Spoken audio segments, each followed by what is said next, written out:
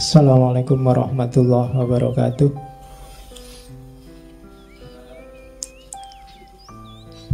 Bismillahirrahmanirrahim. Alhamdulillahi rabbil alamin.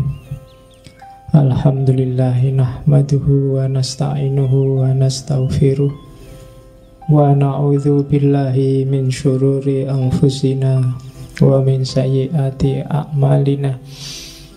May yahdihillahu fala mudhillalah wa may yudlilhu fala hadiyalah. Allahumma sholli wa sallim wa barik ala habibina wa syafi'ina sayyidina wa maulana Muhammadin wa ala alihi wa ashabihi wa ala kulli man ittaba'a huda. Amma ba'du. Bismillah, kita lanjutkan ngaji filsafat kita. Alhamdulillah, ternyata ngaji kita, masjid kita sudah dianggap penting. Jadi perlu Facebooknya diblokir. Ada orang yang menyempatkan diri, berarti kan dianggap penting dirimu sekarang. Alhamdulillah ya. Dan tidak masalah sama sekali bagi kita. Malah kalau saya ngaji itu tidak usah diumumkan. Pokoknya Rebo malam Kamis ngaji. Kalau ada pengumuman itu mungkin ada kemungkinan kosong. Jadi justru pengumuman itu untuk mengumumkan kosong, bukan mengumumkan ada ngaji. Jadi teori dasarnya adalah pokoknya Rebo malam Kamis ngaji. Tidak harus nunggu pengumuman. Seandainya mau kosong, baru ada pengumuman. Biar kamu nggak kaget, biar nggak usah capek-capek kesini. Jadi teori awalnya itu aja. Ada Facebook atau ndak ada WA atau ndak ada, pokoknya Rebo malam Kamis ngaji. Kecuali diumumkan kosong. Nah, gitu aja, lebih simpel. Syukur-syukur Facebooknya bisa sembuh. Atau ya ikut aja di WA tadi yang ditawarkan takmir. Ya kan bisa untuk diskusi, bisa untuk ngobrol. Tapi urusan jadwal ngaji pokoknya kita sepakati aja malam Kamis. Pengajian Rebo malam Kamis. Boleh disingkat pengajian remek. Nah ya remek, saya ngaji kesel kabeh. Sejak pagi sudah capek. Oke, bismillah. Malam ini tema kita adalah kebahagiaan, happiness, sa'adah. Masih di lingkup itu. Sebenarnya tema bulan ini saya ambil secara insting aja. Ternyata memang hari kebahagiaan internasional itu tanggal 20 Maret. Jadi pas. Itu janjinya ya enggak sengaja, mungkin ya memang sudah takdirnya begitu. Jadi pas kita ngomong kebahagiaan, sebenarnya kita ada di bulan kebahagiaan internasional. Oke, malam ini kita masih di dunia muslim setelah minggu lalu ketemu Al-Farabi. Hari ini kita ketemu Ghazali, tokoh besar Islam Sunni. Kalau katanya Zweimer yang orientalis Jerman itu, 4 tokoh besarnya Sunni yang paling berpengaruh itu yang pertama Nabi Muhammad, yang kedua ya orientalisan itu Nabi Muhammad dijajar sama yang lain.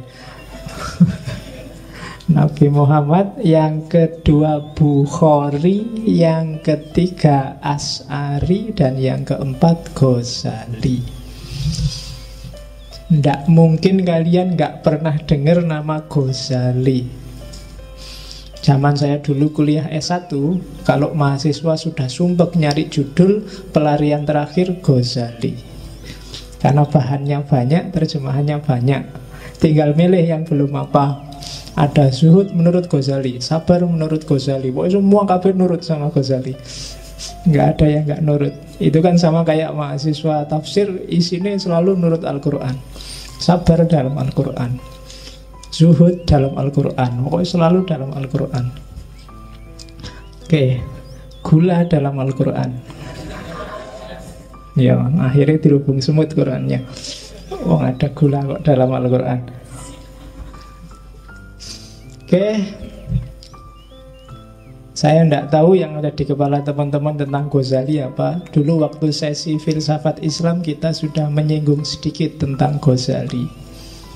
Tokoh yang ilmunya lengkap dalam tradisi kajian Islam. Ya fikih, ya kalam, ya tasawuf, dan termasuk filsafat. Dia juga ahli. Jadi tokoh yang multidisiplin. Multidisiplin itu orang Barat nggak percaya. Bagi orang Barat, manusia itu sak jago-jagone mendalam di ilmu itu ya satu, spesialis. Tapi sejarah membuktikan banyak tokoh yang ilmunya multidisiplin.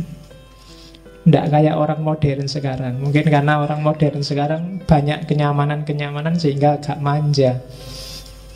Tapi orang dulu meskipun hanya bekalnya tinta yang dicelup, lampu yang tidak terlalu terang, tapi karyanya luar biasa, ratusan. Kita sekarang yang fasilitasnya luar biasa, pengen kitab apa tinggal download. Tapi kan akhirnya kita jadi manja. Zaman dulu para ulama nyari satu hadis saja bisa jalan berbulan-bulan. Kamu download Maktabah Samilah itu dapat ribuan hadis langsung, tapi dibuka aja enggak. Oh, itu menurut saya kemanjaan postmodern. Jadi kita jadinya generasi yang tidak tangguh di bidang sains. Padahal dulu sudah mati-matian dicontohkan oleh generasi Islam awal. Ghazali itu kitabnya ratusan, meskipun banyak diantaranya yang lenyap. Seiring dengan surutnya kekhalifahan Islam. Ghazali lahir ketika Baghdad hampir jatuh. Sampai Baghdad jatuh diganti Seljuk. Dan nanti sekitar tahun 1100, saya apal tahun meninggalnya Ghazali karena mudah diingat, 1111. Kalau lahirnya 1059, jadi meninggalnya masih muda, 52 tahun. Tapi karyanya luar biasa.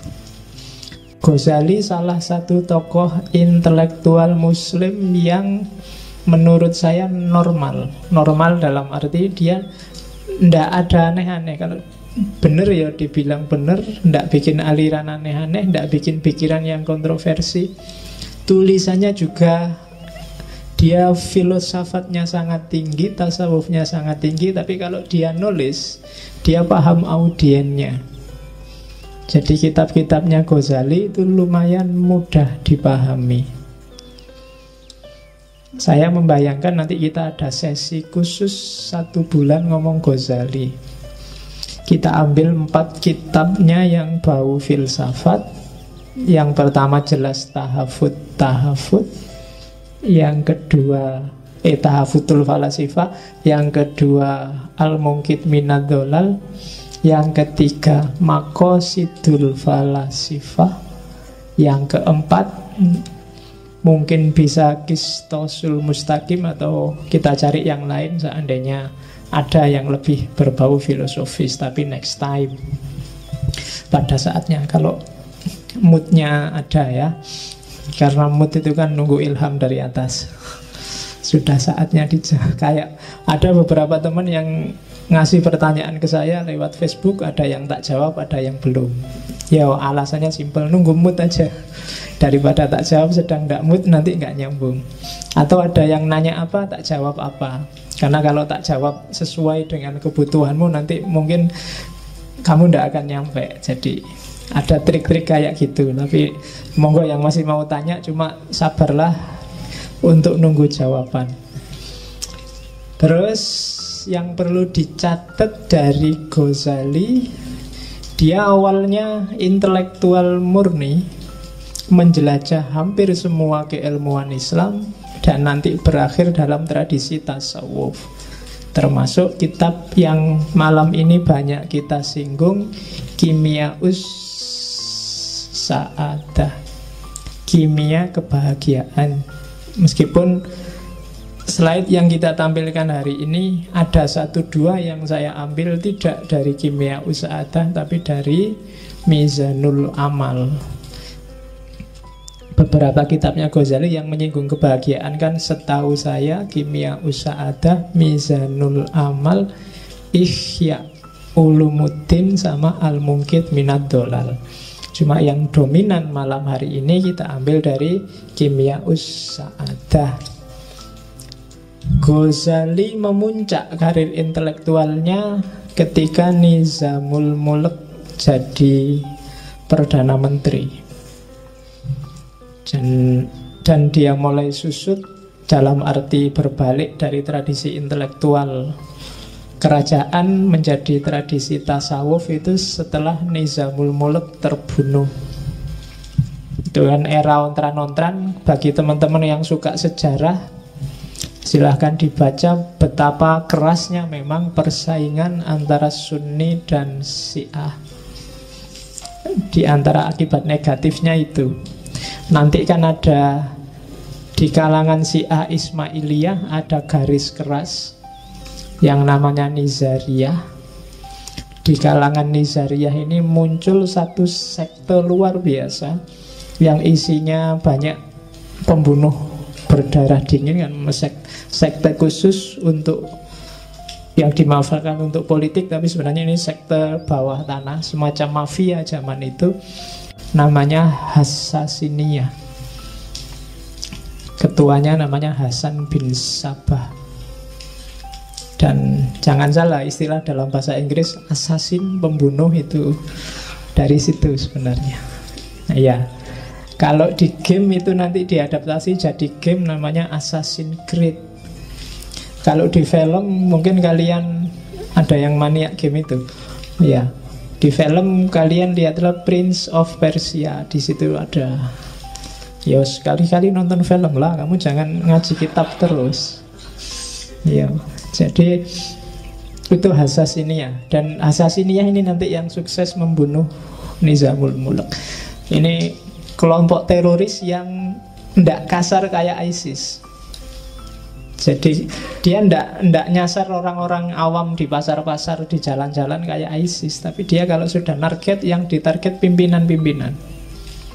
Jadi zaman itu kalau dia sudah ngincer pimpinan, khalifah atau gubernur, itu biasanya dikasih, dia ada biasanya senjata andalannya pisau kecil itu. Jadi dia bisa menyusup kemana-mana dan gak ketahuan. Jadi biasanya kalau gubernur yang diincer itu tiba-tiba pagi-pagi di atas bantalnya sudah ada pisau itu. Itu alamat sampean sedang tak awasi, tidak akan selamat dari tanganku kalau tidak sesuai yang dia inginkan. Misalnya kalau tidak mengakhiri kerjasama dengan siapa, kalau tidak melakukan apa. Jadi pisau yang ditaruh di bantal itu menunjukkan bahwa lingkungan orang dalam sudah ada yang jadi anggotanya Hassasiniyah, atau ada penyusup ke situ. Jadi sudah nggak tenang hidupnya kecuali tuntutannya dipenuhi. Jadi, dan kalau memang nggak dipenuhi ya akhirnya tewas kayak Nizamul Mulk. Yang sempat diancam kayak gitu Salahuddin Al-Ayyubi, meskipun dia selamat. Jadi Salahuddin Al-Ayyubi itu ceritanya waktu dia tidur, tiba-tiba di atas perutnya sudah ada pisaunya kelompok Hassasiniyah. Meskipun kemudian dia menyerbu bentengnya Hassasiniyah yang namanya Benteng Alamut. Orang Barat kenal Hassasiniyah itu dari ceritanya Marco Polo. Marco Polo yang sempat kabarnya diajak ke sana. Dan uniknya kelompok Hassasiniyah ini kalau merekrut orang itu militansinya luar biasa, karena nganggap Hasan bin Sabah ini orang yang punya hubungan khusus sama Tuhan. Jadi ada cerita, saya nggak tahu benar apa enggak. Jadi kalau misalnya sampai yang direkrut itu biasanya dibikin mabuk, dibikin teler sampai pingsan, terus dibawa ke bentengnya. Cuma di situ bentengnya dimodel kayak surga, ada bidadari, ada makanan enak, ada. Jadi waktu pingsan terus sadar dia, jangan-jangan ini di surga ya.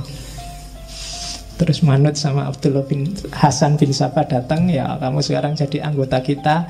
Kalau kamu taat, hidupmu kayak di surga ini terus menerus. Nah, jadi caranya halus, tidak kayak ISIS zaman sekarang. Kalau ISIS bagi saya kasar. Jadi prinsipnya Hasasin itu pembunuhan yang tidak perlu, tidak usah.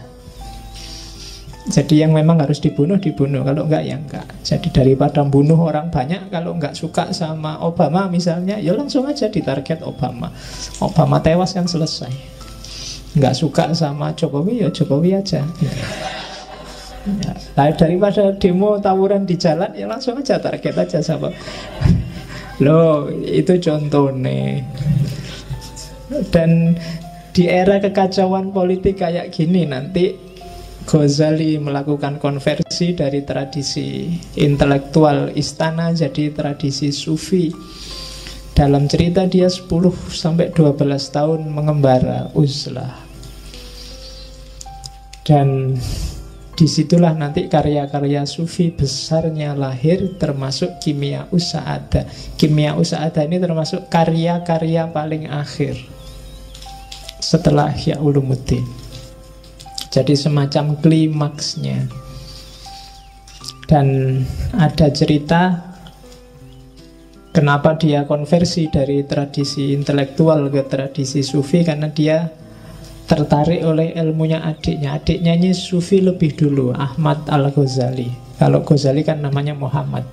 Abu Hamid Muhammad bin Muhammad bin Muhammad, 3 kali Muhammadnya, baru Al-Ghazali At-Tusi As-Syafi'i Al-As'ari. Jadi namanya Muhammad, kakeknya namanya Muhammad, kemudian buyutnya juga namanya Muhammad, canggahnya namanya Muhammad. Jadi anaknya namanya Hamid. At-Tusi karena lahir di Tus, fikihnya Syafi'i, kalamnya As'ari. Jadi namanya banyak. Kalian juga boleh gitu bikin nama yang panjang gitu. Oke. Ya. Meninggal tahun 1511. Dan ya karena dia sufi, jadi sudah mengerti, kalau bahasa sufinya ngerti alamul ghaib wasyahadah. Kabarnya sebelum meninggal dia ngerti kalau mau meninggal. Jadi satu pagi di satu subuh, setelah sholat subuh, terus tanya ke adiknya, ini hari apa? Hari Senin. Terus dia ngerti, tolong aku ambilkan kain kafan. Diambilkan kain kafan, terus kain kafannya dicium, terus duduk selonjor, kakinya diselonjorkan sambil semacam orang nunggu waktu. Jadi yang intinya, aku siap dipanggil hari ini, selamat datang malaikat maut, kutunggu kedatanganmu. Ya, dari sambil selonjor pagi-pagi dia ngerti itu. Terus konon ada yang tanya, Syekh, mbok saya dikasih wasiat terakhir. Kalimatnya hanya satu, kamu harus ikhlas. Yang lain, kamu harus ikhlas. Bolak-balik ngomong kamu harus ikhlas. Terus meninggal dengan kain kafan yang sudah siap, apa-apanya siap. Jadi tinggal langsung berangkat. Nanti setelah dia meninggal, di bawah bantalnya itu ada surat yang terkenal sekali, berisi syair panjang. Ya antara lain intinya dia ngomong bahwa setelah ini aku pergi, tidak usah ditangisi, karena yang kamu lihat sekarang itu hanya seonggok daging. Jadi aku tidak kemana-mana, aku hanya ganti baju. Jadi rohku bersatu dengan hakikatnya, dan jiwaku bukan yang kamu lihat itu. Ghazali bukan yang kamu lihat itu. Yang kamu lihat itu hanya bajunya kemarin. Nah itu nanti kamu lihat syair terakhirnya Ghazali, terkenal sekali. Oke. Karena Ghazali ngomongnya sering pakai bahasa yang mudah dipahami, kadang-kadang para pengkaji, para intelektual itu menganggap kurang tinggi analisisnya. Tapi menurut saya justru disitulah letak jeniusnya Ghazali. Filosof itu kadang-kadang kelemahannya sebenarnya pikirannya biasa-biasa, cuma cara ngomongnya bulat. Itu menurut saya problem. Itu yang bikin filsafat tidak disenangi orang. Dan Ghazali memecahkan problem itu menurut saya. Sementara yang pinter-pinter lebih merasa keren kalau pikirannya agak bulat. Kalau biasa-biasa aja dia merasa tidak canggih. Jadi filsafat yang gampang itu sering nggak dianggap menarik. Sama, tasawuf yang mudah itu sering-sering kalau cuma akhlak kayak gitu kurang canggih teorinya. Lebih canggih, wah datul wujud apa-apa gitu loh. Kan orang sering begitu. Oke, kita lihat ya kayak gimana Ghazali ngomong tentang kebahagiaan. Sebenarnya nanti hampir semua tokoh teorinya mirip-mirip, termasuk kemarin Plato, kemudian Farabi, dan hari ini Ghazali. Kita lihat bagaimana Ghazali menerjemahkan pikiran-pikirannya Plato yang kemarin jelimet atau Al-Farabi dalam bahasa yang lebih sederhana dan lebih mudah dipahami. Oke, kalau ini dari Mizanul Amal. Jadi katanya Ghazali, ya pingin bahagia itu simple. Kita sudah punya semua fasilitasnya. Allah sudah ngasih kita. Apa yang dikasih? Kenikmatan duniawi dan kenikmatan ukhrawi. Semuanya nikmat. Yang pertama, ini ranking 1, 2, 3, 4, 5 itu ranking. Ranking paling atas itu nikmat ukhrawiyah, nikmat besok di akhirat. Sukar dijelaskan, percayalah saja. Karena kalau dijelaskan, penjelasannya pasti tidak bisa eksak. Hasilnya biasanya malah debat. Besok di akhirat kayak gimana? Berapa ya dinginnya surga? Berapa ya panasnya neraka? Kira-kira surga itu kalau pakai AC itu berapa PK kira-kira? Yang itu susah membayangkan. Ngomong yang eskatologis itu hanya bisa dipercaya. Tapi di sana digambarkan nikmat luar biasa. Cuma kenikmatan surga tidak akan bisa dicapai kalau kita tidak ketemu dengan nikmatnya jiwa, keutamaan nafsiyah. Kalau di dunia ini jiwamu galau, tidak tenang, entah karena apa, tidak mutmainnah, ya kamu tidak akan ketemu kenikmatan ukhrawi. Makanya kan di Al-Fajr itu, ya ayyatuhan nafsul mutmainnah. Kalau makomnya jiwamu belum nyampe mutmainnah, kamu tidak akan ketemu nikmatnya ukhrawi.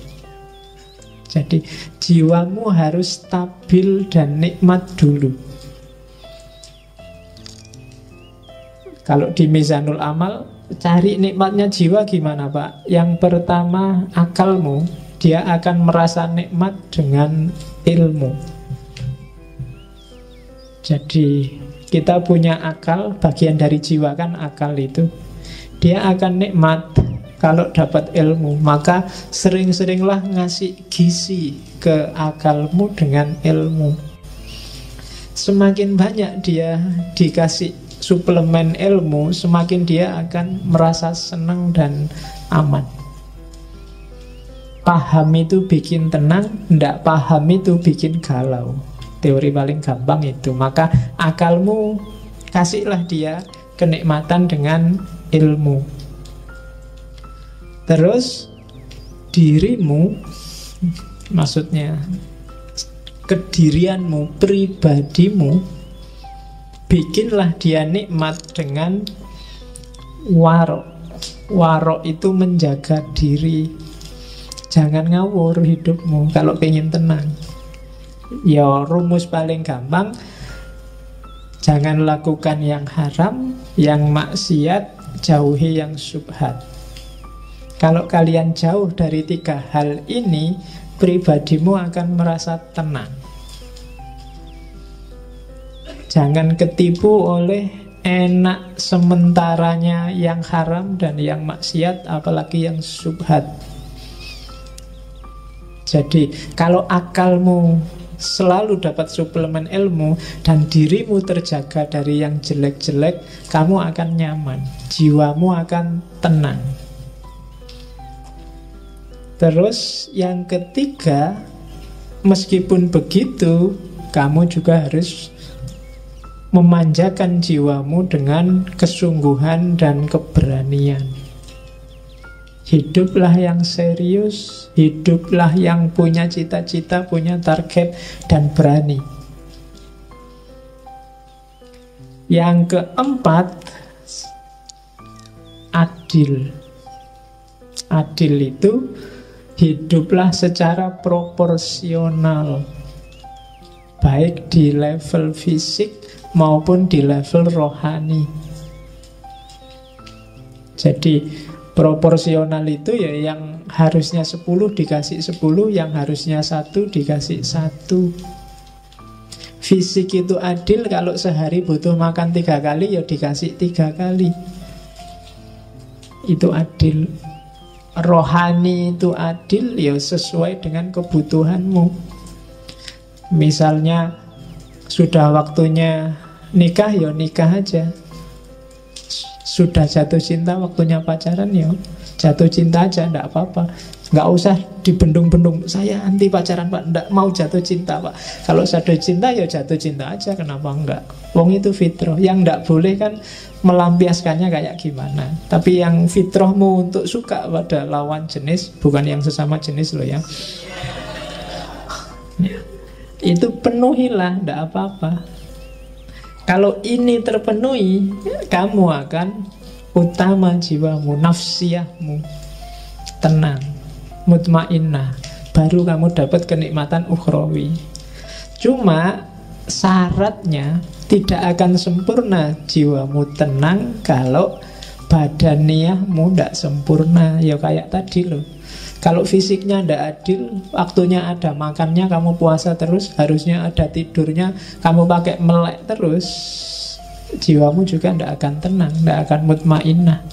Harusnya kamu kawin malah bisa 4 kok malah tidak kawin-kawin, itu tidak mutmainnah. Harus dibikin tenang. Karena nafsu itu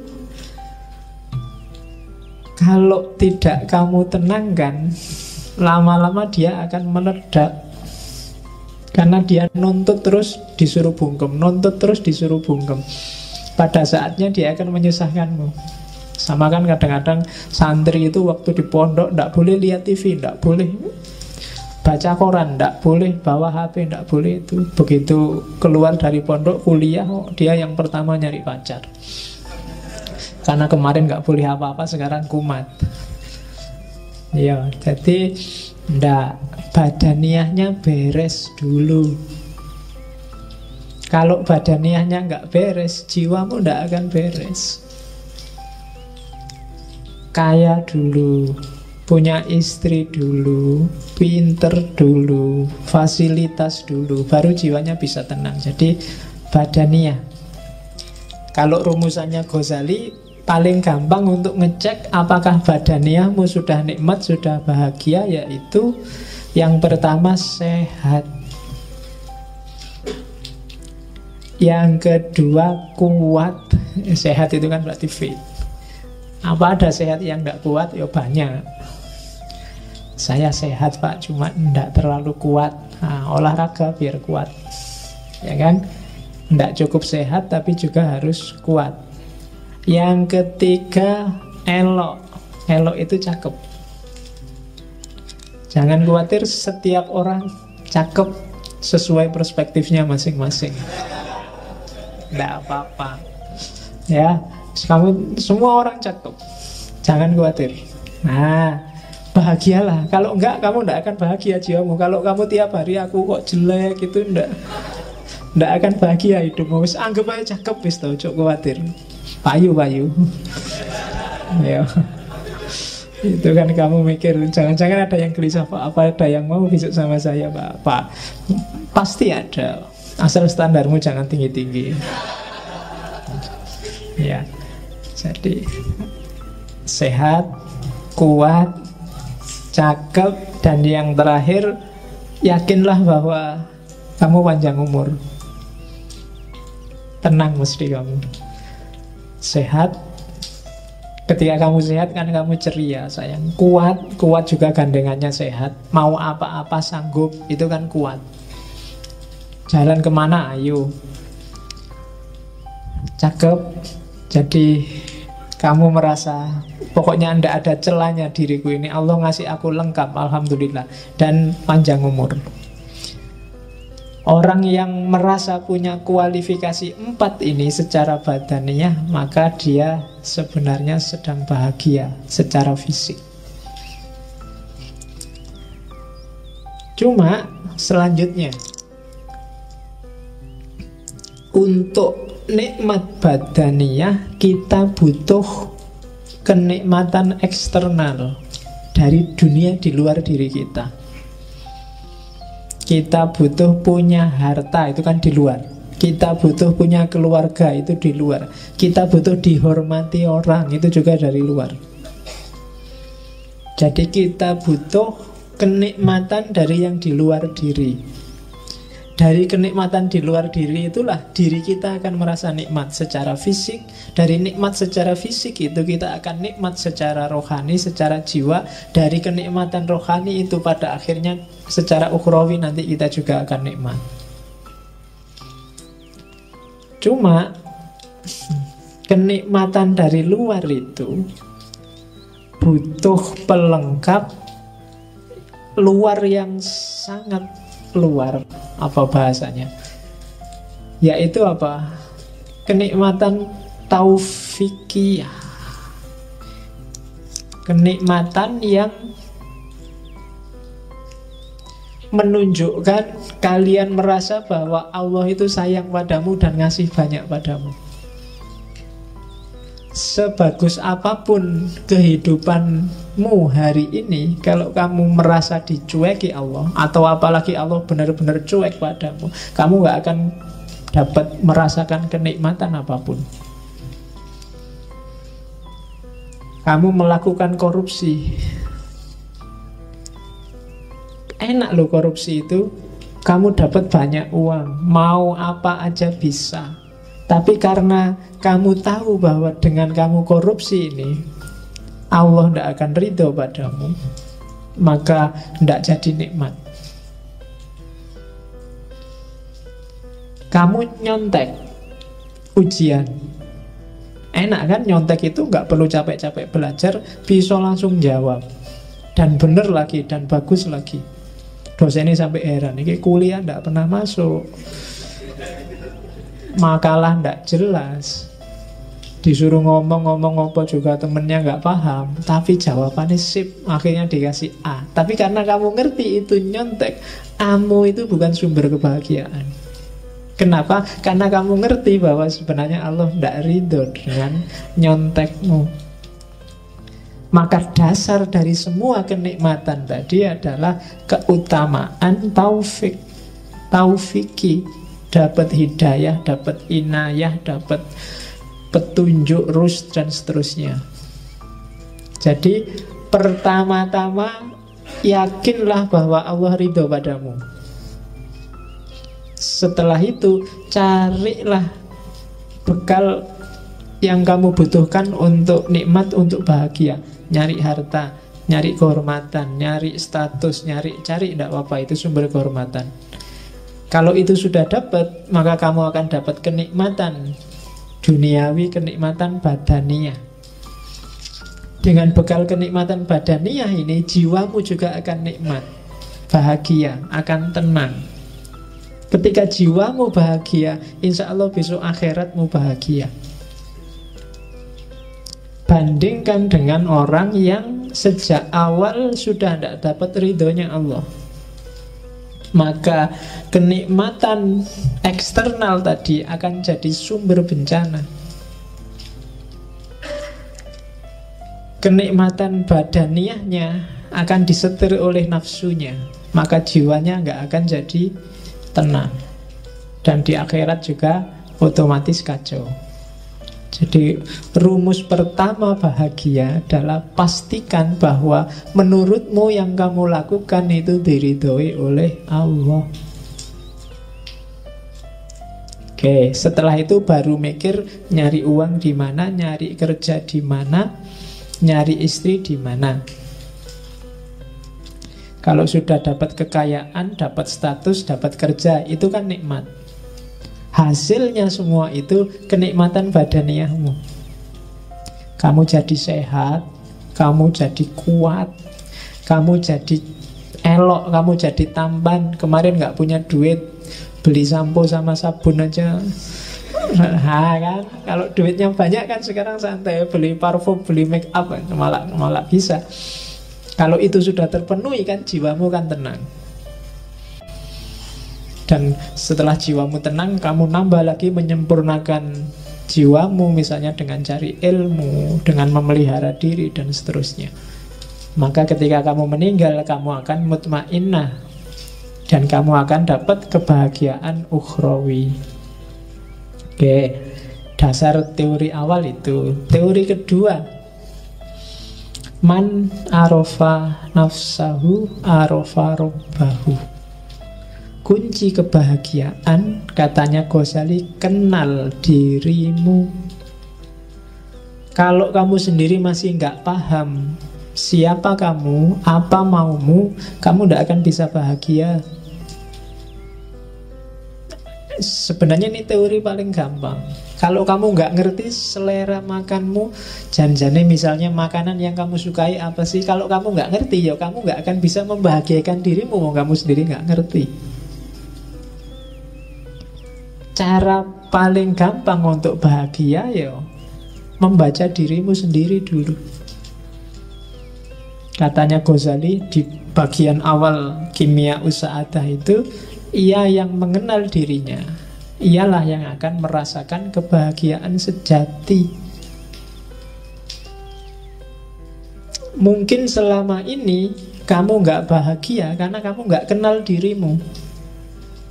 Sebenarnya kamu suka misalnya baju-baju tipis, tapi karena kamu gak kenal dirimu, kamu lihat orang lain pakai baju-baju tebal, pakai baju-baju jubah, kamu anggap itu yang enak, dan kamu tiru, ya nggak enak akhirnya.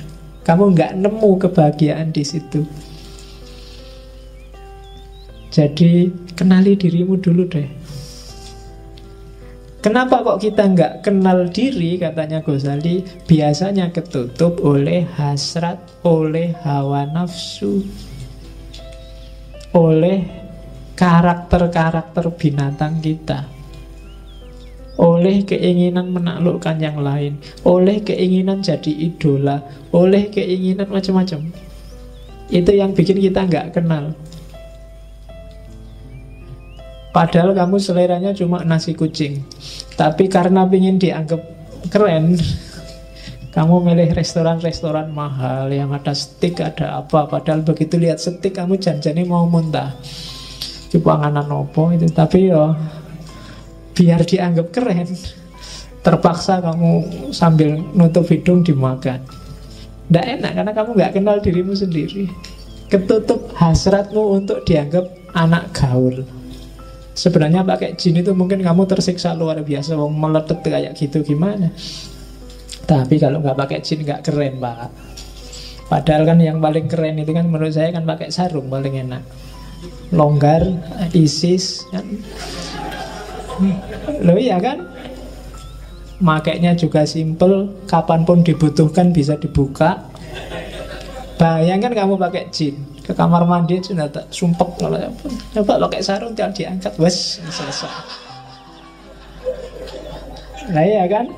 Loh, itu kecenderungan jiwamu, tidak bisa dibohongi. Jadi kenali dirimu. Oke. Terus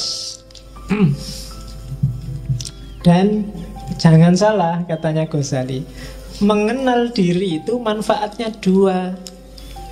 Begitu kamu jernih membaca dirimu, semakin ke dalam, semakin ke hakikat sebenarnya siapa itu manusia, justru di paling dasar kamu akan ketemu gambarnya Tuhan. Ya kan? Karena Allah memang yang membedakan manusia dengan yang bukan manusia kan wa nafakha fihi min ruhi. Dalam diri kita ditiupkan ruh dari Allah. Dan itu citranya, gambarnya ruh dalam diri kita, itu gambarnya Allah. Jadi begitu kamu kenal dirimu yang sejati, hakikatnya kamu kenal Allah. Jangan dibayangkan, kalau mau lakukan, bersihkan dirimu sebersih-bersihnya, singkirkan dari debu-debunya. Ghazali kan yang terkenal bikin analogi cermin itu kan. Semakin nafsu menguasaimu, semakin gelap cerminmu. Kayak kamu maksiat sekali, ada titik hitam satu. Semakin banyak maksiat, titik hitamnya semakin banyak. Sehingga kamu tidak bisa sudah lihat ke dalam dirimu. Akhirnya kamu tertipu oleh titik-titik hitam itu. Kamu anggap yang penting yang titik-titik hitam itu. Padahal kalau kamu bisa bersihkan itu, kamu sisihkan itu semua, kamu akan melihat bahwa sebenarnya itulah hakikat dirimu dan sekaligus itulah Tuhanmu. Oke, jadi kunci bahagia pertama, kenali dirimu. Saya tidak tahu pernah nggak teman-teman sekali-sekali mikir tentang dirimu sendiri. Mungkin paling tidak kayak tadi, nanti kalau ada waktu ya bikin semacam muhasabah, semacam tafakkur. Tipe orang kayak gimana sih kamu itu? Yang kamu sukai apa, yang tidak disukai apa? Cita-citamu apa saja? Keinginanmu apa saja? Terus kamu cek, ini keinginan ini sifatnya kayak gimana sih? Positif apa negatif? Kalau negatif, kenapa kok negatif? Sumbernya dari mana? Dan akhirnya mau jadi apa? Wah, itu muhasabah namanya. Jadi yang pertama, kenali dirimu deh. Siapa kamu? Ya kalau orang perang itu kan harus ngerti posisinya. Kalau kamu nggak ngerti posisinya, gawat. Ya kan? Di rumah aja kan kamu harus ngerti posisi. Kamu itu anak, opo bapak, opo ibu, opo adik, apa kan harus jelas. Kalau kamu di rumahmu anak tapi merasa kayak bapak, kan gawat. Ya nanti malam-malam masuk kamar ibu, lo posisimu anak bukan bapak lah, ya kan, harus jelas. Nah, itu maka kamu dalam hidup ya gitu harus muhasabah. Jangan-jangan kamu itu teman, opo sahabat, opo pacar, opo musuh, kan juga harus jelas biar menyikapinya juga enak. Maka know yourself. Ini kan pesannya Socrates yang paling awal kan, kenali dirimu. Ya, itu kalimat-kalimat di Kimia Usada. Coba deh kalau sanggup tanyakan, siapa aku dan dari mana aku datang? Kemana aku akan pergi? Apa sih tujuan kedatanganku dan persinggahanku di dunia ini? Di mana sih kebahagiaanku dapat ditemukan? Tanyakan itu, coba jawab. Ini PR-mu nanti malam. Ya sambil nonton sepak bola kalau ada, ini dijawab. Kira-kira siapa sih aku itu? Dari mana aku datang? Kok tiba-tiba aku ujuk-ujuk ada di sini itu loh? Apa kebetulan? Atau Allah ngasih misi apa sih aku ditaruh di bumi ini? Kok aku dilahirkan di Jogja? Kok aku dilahirkan di Sumatera? Kok aku dilahirkan Jawa Timur? Kok aku kira-kira disuruh membawa misi apa sama Allah? Nah itu muhasabah. Dan Ghazali wanti-wanti, diinget-inget ya, dalam dirimu secara umum itu ada 3 aktor. Ada 3 variabel yang harus hati-hati kamu gunakannya. Begitu salah dosis, hidupmu kacau. Yang pertama adalah unsur hewan, kehewanan, yang kedua unsur setan, dan yang ketiga unsur malaikat. Tiga-tiganya penting. Kamu butuh unsur hewan. Kalau kamu nggak punya unsur hewan, gawat. Kamu nggak punya ambisi, nggak punya cita-cita, kamu akan jadi orang yang pasif, nggak kreatif. Mungkin kamu bisa nggak punya anak kalau nggak punya unsur kehewanan. Karena, wah saya nafsu kayak gitu, nggak lah Pak, malah gawat. Harus punya yang itu. Cuma dosisnya dan caranya diatur. Jangan sembarangan. Nah, kalau sembarangan jadi hewan beneran. Jadi bukan lagi manusia yang punya unsur kehewanan, tapi hewan yang punya unsur kemanusiaan. Wale. Jadi harus ada. Setan juga begitu. Belajarlah dari setan apa? Kecerdikannya. Setan itu pinter, cerdik. Nggak gampang loh bisa bohongi orang, ngerayu orang, diplomasi. Itu perlu belajar dari setan. Ya kan? Lu kalau nggak cerdas luar biasa, nggak bisa jadi setan. Kamu bisa mengerayu orang, orangnya punya akal. Manusia kan dikasih bekal akal, dan itu setan ditantang untuk menaklukkan, dan sering sukses. Ya kan? Loh, setan itu kan sering sukses. Kadang-kadang setannya belum ngapa-ngapain itu sudah sukses.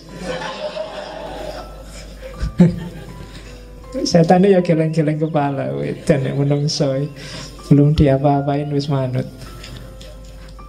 Oke. Dan malaikat, jangan salah, dalam dirimu ada malaikat. Potensi untuk pasrah, tunduk total 100% pada Allah tanpa bantah. Karakter-karakter baik 100%. Cuma malaikat yang murni, tidak ada hewannya, tidak ada setannya. Ya. Jadi tidak manusiawi. Jadi manusia itu mix antara tiga-tiganya. Jadi bukan tiga-tiganya dibuang atau dipilih yang mana, tapi kontrollah tiga-tiganya sesuai dengan dosisnya masing-masing. Kalian harus ngerti dosisnya, ngerti takarannya. Jangan berlebihan. Katanya Ghazali, untuk bisa ngerti takarannya, yang ngontrol harus akal. Kenapa harus akal? Gambarannya kayak kota, katanya Ghazali. Jadi jiwa kita itu adalah kota besar. Rajanya beda sama Farabi kemarin. Rajanya bukan akal, tapi hati. Kolab. Jadi katanya Ghazali, enggak, akal itu bukan rajanya. Akal itu tunduk pada kolab. Suka dan tidak suka, kecenderungan batinmu. Jadi Ghazali melihat manusia itu disetir oleh kecenderungannya. Akal, dalil, argumen, pikiran itu datang belakangan mendukung kecenderungan hatinya. Maka bereskan dulu hatimu. Karena hati itu rajanya. Bukan kayak di Farabi kemarin, akal rajanya. Jadi kamu itu ikut partai apa dulu, baru kamu cari dalil kenapa partaimu itu bagus. Kamu itu jatuh cinta dulu, baru cari argumen kenapa kamu jatuh cinta padanya. Kamu suka dulu, baru nyari alasan kenapa kamu suka. Atau tidak suka dulu, baru nyari alasan kenapa kamu tidak suka. Jadi rajanya adalah hati. Maka kan banyak pengajian-pengajian manajemen kolbu. Nah, itu bahas raja. Ya besok kita bikin tandingannya, manajemen akal. Ya.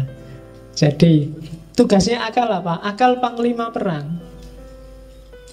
Hati itu tugasnya ngasih nasihat, berfatwa. Sementara pekerjanya, panglimanya di lapangan itu akal.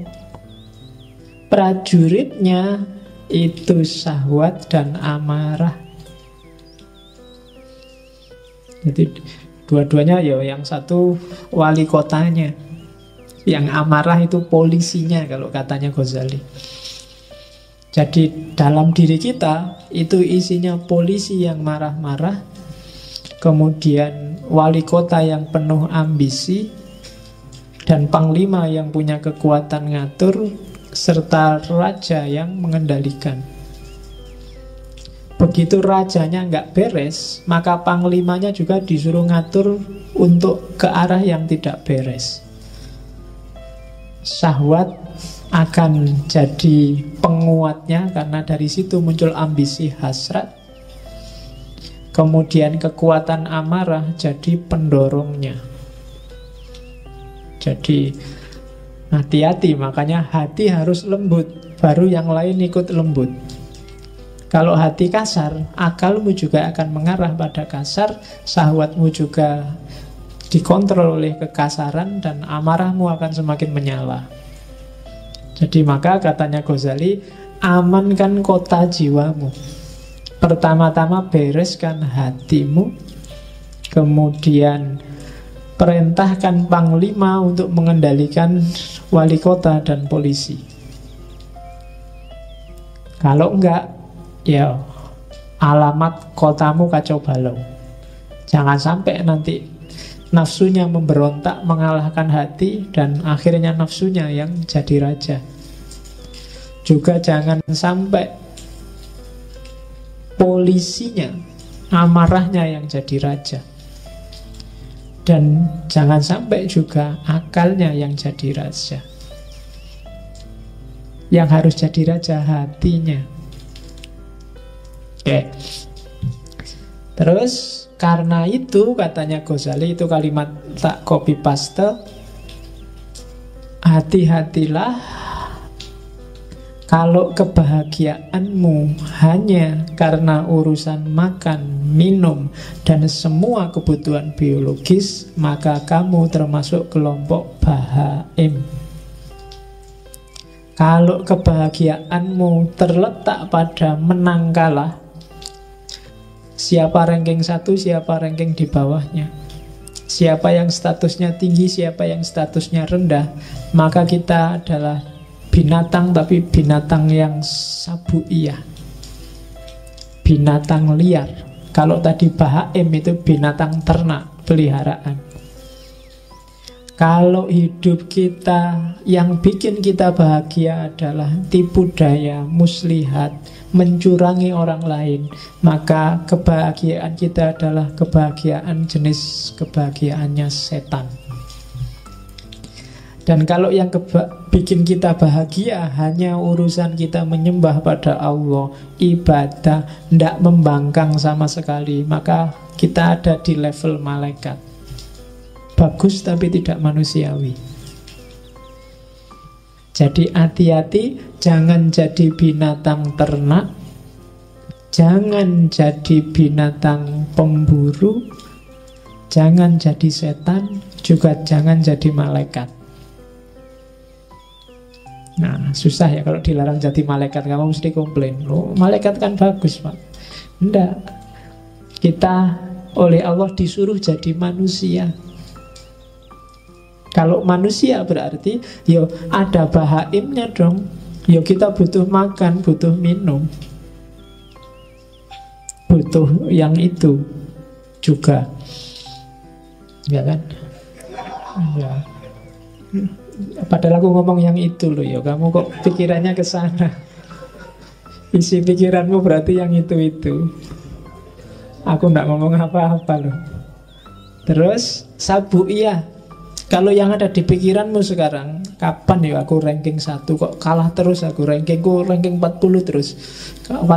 Yang di pikiranmu itu, kapan aku menang ya, kapan status sosialku tinggi ya, kapan aku, itu berarti yang menang dalam dirimu adalah sabuiyah. Kalau yang ada di pikiranmu urusan muslihat, trik-trik gimana caranya aku bisa sukses, gimana caranya aku bisa kaya, trik-trik kayak gitu, maka kita ada di levelnya setan. Tapi kalau yang ada dalam dirimu, pokoknya kita harus pasrah 100% pada Allah, ibadah jangan sampai putus, yang nggak boleh bantah Allah sedikit pun. Itu berarti kita sudah nyampe makom malaikat. Dunia sudah tak tinggal, pokoknya aku hanya Allah saja. Ya enggak apa-apa, itu berarti makomnya malaikat. Cuma kalau malaikat tidak ada bahaimnya, kamu puasa terus, kamu sholat terus, tanpa makan, tanpa ngopeni hidup dunia juga tidak manusiawi.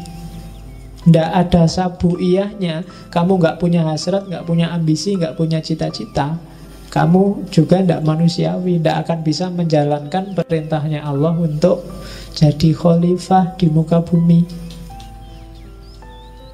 Kalau kamu tidak kayak setan, tidak cerdas, tidak kreatif, ya kan? Licik itu bagus untuk hal yang baik. Setan itu kan untuk hal yang jelek. Licik itu kan berarti mikir, nyari celah yang orang lain nggak melihat. Oh, itu untuk hal-hal yang bagus. Kamu namanya kreatif. Gitu loh. Ya kayak Hasan bin Sabah tadi kan, assassin kan. Dia nggak bunuh kan, itu kan pinter. Karena jahat maka namanya licik. Tinggal naruh pisau di bantalnya musuhnya, sudah selesai. Nggak perlu harus ngebom lah, nggak perlu bom bunuh diri lah, nggak perlu capek-capek. Naruh aja kalau ada mobil Jokowi lewat, kamu taruh pisau di kursinya Jokowi, itu selesai. Kalau kamu nggak ditangkap ajudannya loh. Jadi coba hati-hati, dikontrol lagi apa yang bikin kamu bahagia.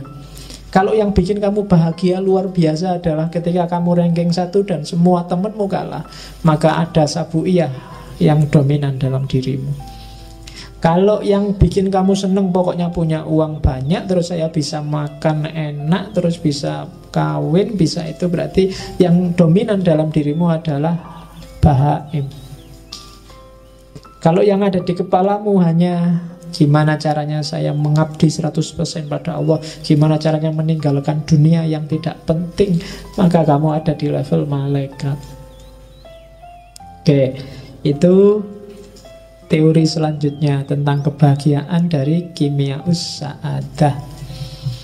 Oleh karena itu, katanya Ghazali, untuk bahagia waspadai 2 hal dan penuhi 1 hal. Waspadai syahwat dan amarahmu, dan carilah bekal ilmu. Untuk ngerti semua tadi, untuk bisa kamu muhasabah secara pas dan sesuai, satu-satunya jalan adalah ilmu. Kamu ngerti yang sedang main ini binatang apa malaikat, harus ngerti ilmu. Kalau enggak, ya kamu enggak bisa muhasabah dengan baik. Nah, ini kan ujungnya sebenarnya sama kayak Plato dan Al-Farabi kemarin. Jalan untuk bahagia itu ya ilmu. Dengan ilmu orang bisa melakukan kebaikan. Setelah dia melakukan kebaikan pasti bahagia. Kalau di Ghazali kan dibalik. Karena kalau orang awam ujuk-ujuk disuruh pakai ilmu mesti males. Wah, kok ilmu belajar ya, baca buku ya, mau males duluan. Tapi diawali dari, kamu pengen hidup enak enggak? Ya pengen. Kalau pengen hidup enak, ya kontrol dong nafsumu, amarahmu, nanti kamu bisa bahagia. Caranya gimana? Ya ilmu. Jadi ilmunya di belakang. Kalau orang awam lebih enak ditawari manfaatnya dulu. Kalau ditawari ilmu di depan sudah males. Belajarlah biar kamu pinter. Males wis tahu mesti. Wis kan dhisik ya ngono. Cuma kalau dibalik, wah, pinterlah. Kalau pinter kamu dapat manfaat gini. Caranya gimana? Ya belajar. Itu kan lebih ringan kalau bagi orang awam. Tapi kalau belum kamu dikasih sholat lah, tahajud. Wah, males ngantuk. Tapi kalau diawali dari, kalau kamu pingin dapat rezeki lancar, istri cantik, apa? Sholatlah tahajud. Wah, itu kalau ngerti embel-embelnya di depan, mesti agak semangat di belakang. Nah, ini logika awam. Dan Ghazali paham betul ini. Cara dia memainkan cara berpikirnya orang awam. Oke, jadi jalan kebahagiaan yang sejati, katanya Ghazali, ya, kuasai amarah dan syahwat, jalannya pakai kekuasaan ilmu. Dan puncaknya ilmu itu ma'rifatullah, kenal Allah. Kalau sudah ilmunya sudah nyampe ma'rifatullah, semua pasti akan tertib. Kamu akan menemukan kebahagiaan sejati.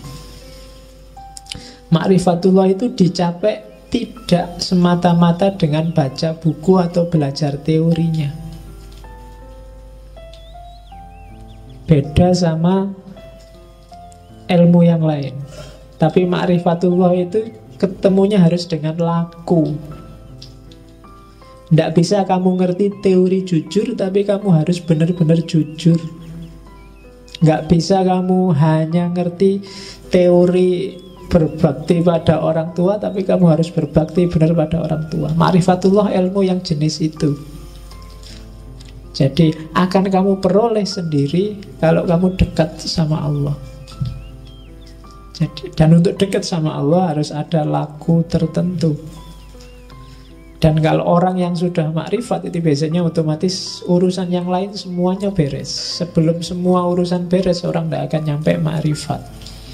Nah, itu jalan kebahagiaan.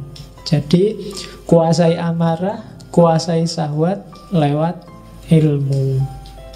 Harusnya semakin pinter orang, semakin berkualitas hidupnya, dan semakin dia merasa bahagia.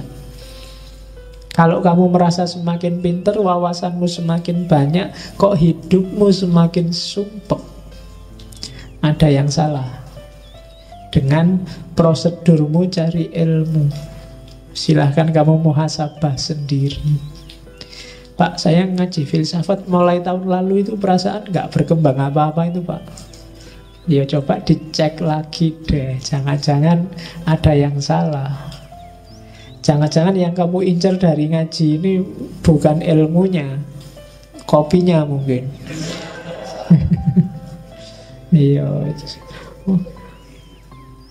Jangan-jangan cuma nyari kopi gratis. Jangan-jangan daripada nganggur. Jangan-jangan, banyak jangan-jangannya makanya. Maka dicek lagi.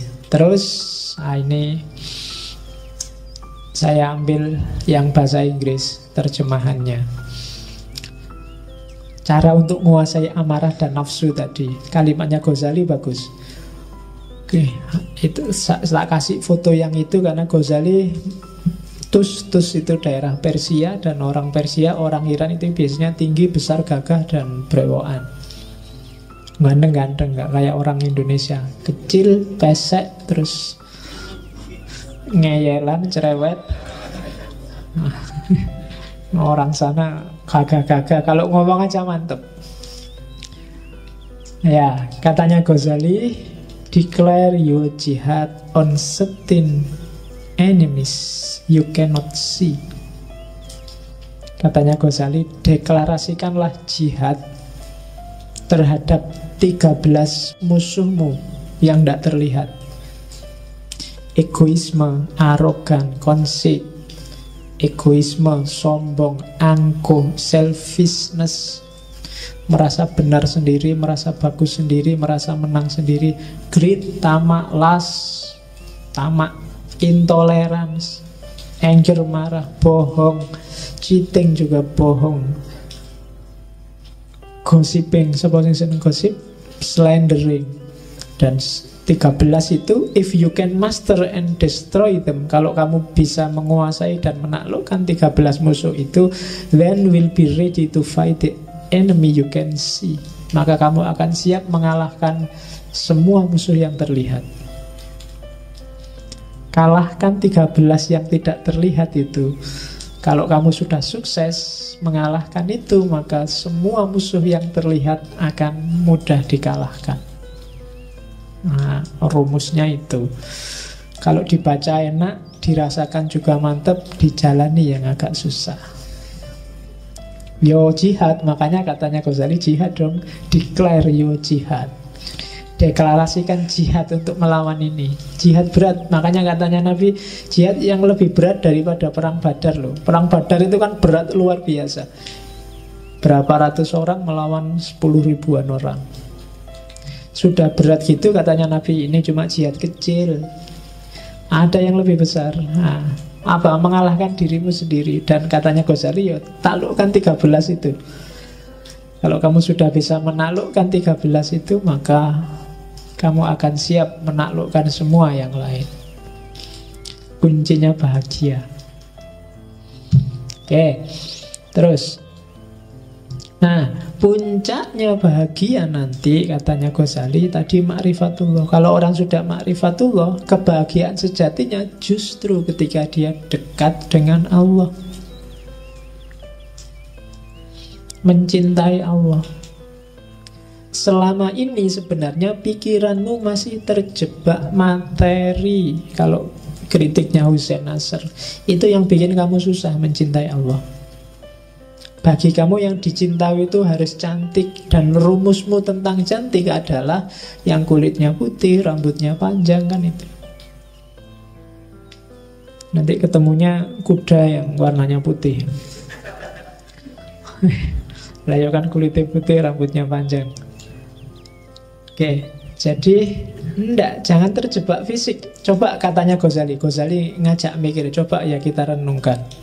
Mengapa Allah harus jadi cinta kita yang paling puncak? Yang pertama, kalau kita suka segala sesuatu yang bikin kita semakin sempurna. Kamu suka minyak wangi karena minyak wangi bikin kamu semakin sempurna baumu. Kamu suka apa saja, baju bagus karena baju bagus bikin kamu perfect penampilanmu.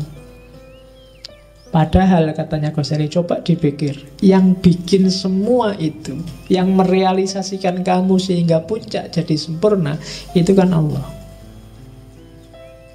Kamu suka orang yang membantumu karena dengan dibantu kamu semakin berkualitas. Kamu suka orang, apapun itu nanti yang bikin kamu semakin baik, semakin sempurna, Allah pada puncaknya. Harusnya Allah yang paling kamu sukai, katanya Ghazali. Dia harus nomor satu. Rumus kedua, kalau kamu suka pada orang, pada temanmu, pada tetanggamu yang sering berbuat baik padamu, suka jemput, suka nganter, suka SMS, suka mention di Facebook, itu kan berbuat baik.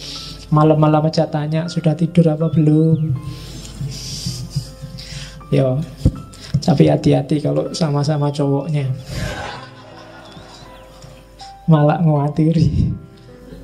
Loh, itu kan berbuat baik. Seneng karena hatimu itu suka kalau ada orang berbuat baik padamu.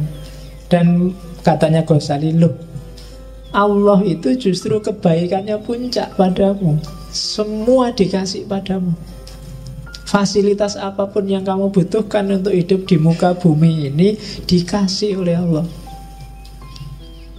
Harusnya kamu jauh lebih suka pada Allah. Yang ketiga, katanya, kalau kamu suka pada orang baik, orang dermawan, kalau tadi kan untuk dirimu, untuk orang lain, kamu suka kan lihat orang, wah bagus ya Jokowi itu nolong orang miskin, wah bagus sekali, orang baik di mana-mana kan bikin kamu suka. Harusnya juga puncaknya juga Allah. Allah itu baik pada siapapun, bahkan yang terang-terangan melawan dia juga Allah baik. Yang tiap hari mencaci maki Allah, orang-orang ateis itu, yang nganggap Allah itu tidak ada, Allah itu jahat, Allah itu menyusahkan orang dan seterusnya. Loh, Allah masih berbuat baik pada mereka. Kalau Allah mau, begitu dia ngomong saat itu juga nyawanya hilang, bisa. Tapi kan enggak. Itu kan berarti orang yang baik luar biasa seandainya orang. Maka harusnya jatuh cinta kita pada Allah itu topnya. Kalau cuma manusia, dia ada batasnya. Kalau Allah nggak ada batasnya. Itu argumen keempat. Terus, kalau kamu suka segala yang indah, segala yang cantik, bukankah menurutmu Allah itu maha indah, maha cantik, bahkan maha segalanya, kecuali mahasiswa? Ya, satu-satunya yang maha tapi bukan Allah itu mahasiswa. Nah, itu kan harusnya Allah yang paling kita cintai. Jadi pada puncaknya ternyata ada Allah. Allah itu maha indah, Pak. Ya saya bilang tadi, kamu nggak bisa menangkap kemaha indahan Allah karena pikiranmu terjebak fisik. Susah untuk mencintai sesuatu yang tidak fisik. Itu yang bikin kita susah untuk jatuh cinta pada Allah. Hubungan kita sama Allah selama ini bukan hubungan cinta, tapi hubungan formalitas. Atau jangan-jangan hubungan juragan sama buruh. Kadang-kadang dibalik, kamu merasa jadi juragannya Allah, kamu perintah-perintah. Ya Allah, mbok IP 4, masa nggak bisa 4 aja kan? Itu kan kamu doanya kan gitu, maksa-maksa Allah. Saya ada masalah nih, tolong diselesaikan. Kamu yang berbuat kok Allah suruh tanggung jawab. Ya, kamu perintah-perintah itu, untung Allah nggak ngomong jeragannya siapa, buruhnya siapa. Kamu perintah-perintah. Jadi harusnya cintamu yang pertama ada pada Allah. Bikin alam secantik ini, itu sebenarnya salah satu bukti, ya pasti dia maha cantik. Emangnya yang merumuskan ada cowok cakep atau cewek cakep itu kan ya Allah sendiri kan yang bikin rancangan. Dan itu pun dibikin sesuai standarnya manusia. Hewan juga mungkin punya standarnya sendiri. Dan itu kan kecanggihannya Allah. Tidak ada kan hewan jatuh cinta sama manusia misalnya. Ayam ya jatuh cintanya sama ayam perempuan, gak pernah sama cewek cantik. Cowok juga, mahasiswa juga jatuh cintanya sama mahasiswi, gak pernah sama ayam. Kecuali ayam ya kalau yang itu teorimu lebih canggih. Oke, saya kan gak ngerti yang itu kamu. Kalau di situ saya lugu Mas ya. Oke. Terus terakhir katanya Ghazali, kalau orang mencintai sesuatu karena cocok dengan dirinya, misalnya kamu baik, suka juga sama orang baik. Kamu orangnya suka makan, kamu juga suka sama orang yang suka makan. Kamu orangnya suka humor, kamu senang juga orang sama suka humor, dan seterusnya. Kalau kamu jeli, coba kamu cek bahwa Allah sangat sesuai dengan dirimu, dengan hidupmu. Kamu apa aja, Allah ada mahanya. Kamu adil, Allah maha adil. Kamu suka kedekatan, Allah maha dekat. Kamu suka keakraban, Allah maha akrab. Ya kan, Ra'uf, Rafiq, dan seterusnya. Bahkan kamu suka ketegasan, Allah syadidul iqab pada yang salah. Ada semua, mesti cocok. Makanya para sufi selalu nyuruh kita takholak bi ahlakillah, tirulah karakternya Allah. Kenapa kok bisa ditiru? Karena sama, sekufu sama kita meskipun beda level. Jadi Allah maha penyayang, kita menyayangi bisa. Allah maha pengasih, kita mengasihi bisa. Berarti sepadan. Harusnya kita jatuh cintanya sama Allah, katanya Ghazali. Lah kok bisa kita jatuh cinta pada yang bukan Allah? Pasti kamu sedang ketipu, katanya. Kamu ndak pol jatuh cintanya, kamu masih main di level bawah. Coba pikir lagi, apa sih yang bikin kamu jatuh cinta sama harta? Harta bikin saya enak, Pak. Loh, Allah jauh lebih dari itu. Harta memenuhi kebutuhanku, Pak. Allah sejak dulu sebelum kamu lahir masih di perut ibumu dipenuhi kebutuhanmu. Apa yang bikin kamu jatuh cinta sama lawan jenismu? Ya enak, Pak. Enak apa nih, belum kawin? Ya kan? Loh, Allah berkali lipat bikin kamu enak. Bahkan gak cuma lewat jalur itu, lewat jalur makan, lewat jalur ilmu, lewat jalur minum, lewat jalur persaudaraan, persahabatan, kekeluargaan. Itu kan nikmat-nikmat yang luar biasa. Harusnya kamu jatuh cinta dong pada Allah, bukan pada yang selain Allah. Nah, itu argumennya Ghazali. Nah, ini kalimat tak potong dari Kimia Sa'adah. Kebahagiaan tertinggi bagi seorang awam adalah surga, sementara kebahagiaan tertinggi bagi orang-orang khawas adalah ridhonya Allah. Jadi surga itu iming-iming bagi orang biar dia jalan menuju ridhonya Allah. Sama kayak anak kecil itu loh, ketika dia belum bisa jalan berdiri, untuk mancing dia bisa berdiri, ibunya ngasih, ayo pisang, ayo, pokoknya kegemarannya dia ditaruh di depannya biar dia berdiri meraih itu. Cuma targetnya ibunya biar anak ini berdiri dan bisa jalan. Ya kalau dia nyampe dikasih si pisang itu, tapi intinya kan alhamdulillah sekarang bisa jalan. Jadi itu logikanya surga sama ridhonya Allah. Kalau kamu menuju surga, kamu dapat ridhonya Allah. Dan juga sebenarnya kalau kamu menuju ridhonya Allah, surga jadi nggak penting. Kalau kamu sudah jalan seperti maunya ibumu tadi, pisangnya nggak penting lagi.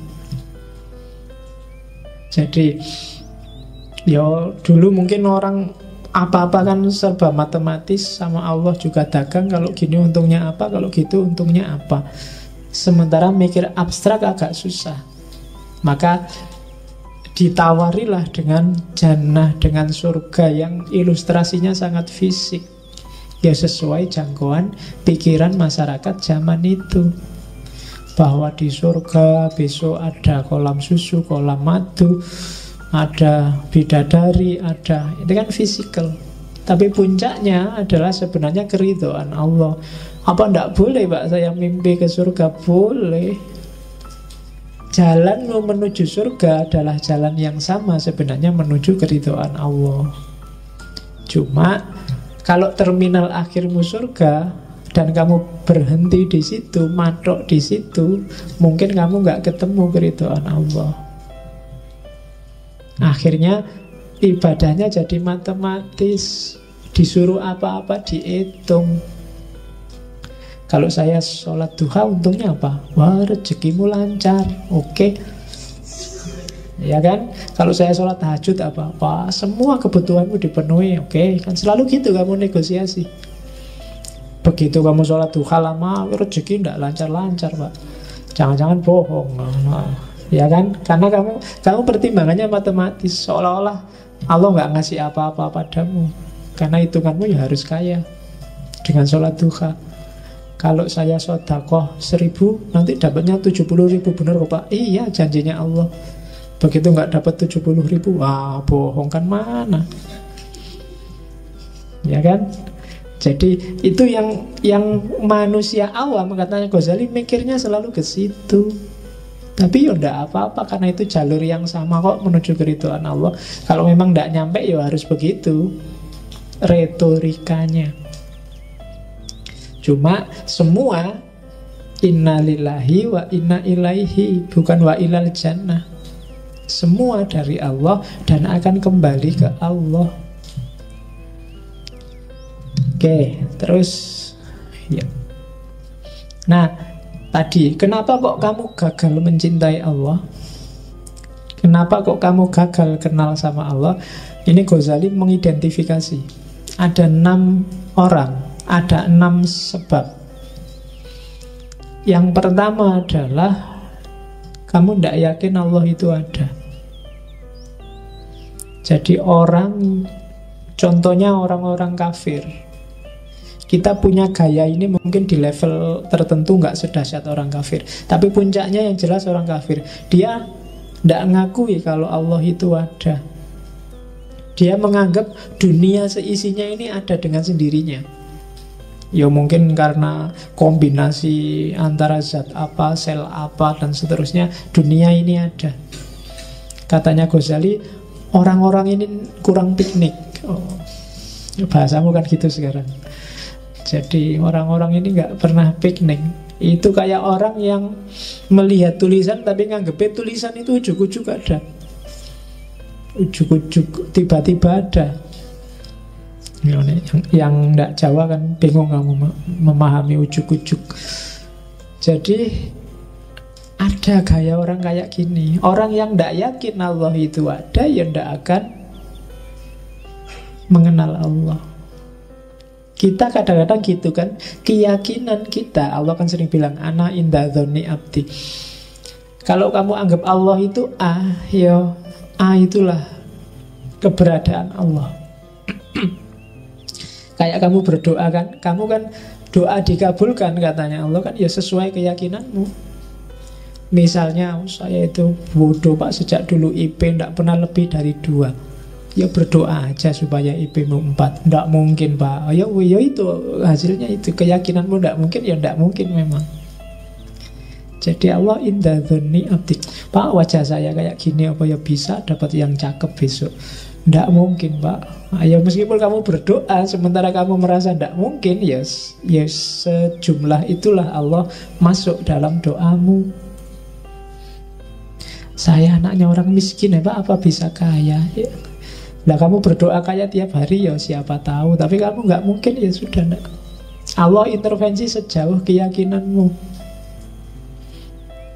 Jadi kamu tidak akan kenal Allah kalau kamu memang nggak ingin kenal.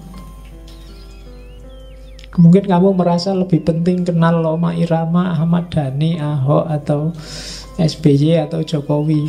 Buktinya kalau ketemu salaman, kamu masukkan Facebook, kamu masukkan WA, habis salaman sama tokoh A, jejer sama tokoh B, kan gitu kamu tiap hari. Tapi kan kamu nggak terlalu wow kalau sedang wah ini aku baru kenalan sama Allah, nggak ada. Bahkan mungkin nggak pernah ada yang bikin status begitu. Ya kalau ada mungkin kamu langsung dibully bareng-bareng sama teman-teman, dianggap Islam anyaran. Wah, Islam anyaran sih, kayak ngerti kalau ada Allah. Padahal yang bilang gitu mungkin dia juga belum kenal sama Allah. Beda loh, ngerti sama kenal. Kamu bisa merasakan bedanya. Orang yang kenal sama Allah, nanti di atas itu ada orang yang dekat. Makanya orang Islam disuruh muqarabah. Ada orang yang dekat, ada orang yang hanya tahu. Hanya tahu itu dari jauh. Mungkin kamu lihat TV, mungkin kenalmu sama Allah hari ini masih baru hanya tahu. Kalau kamu hanya tahu, Allah juga hanya tahu kamu ada. Kan Allah tergantung caramu mendekati dia.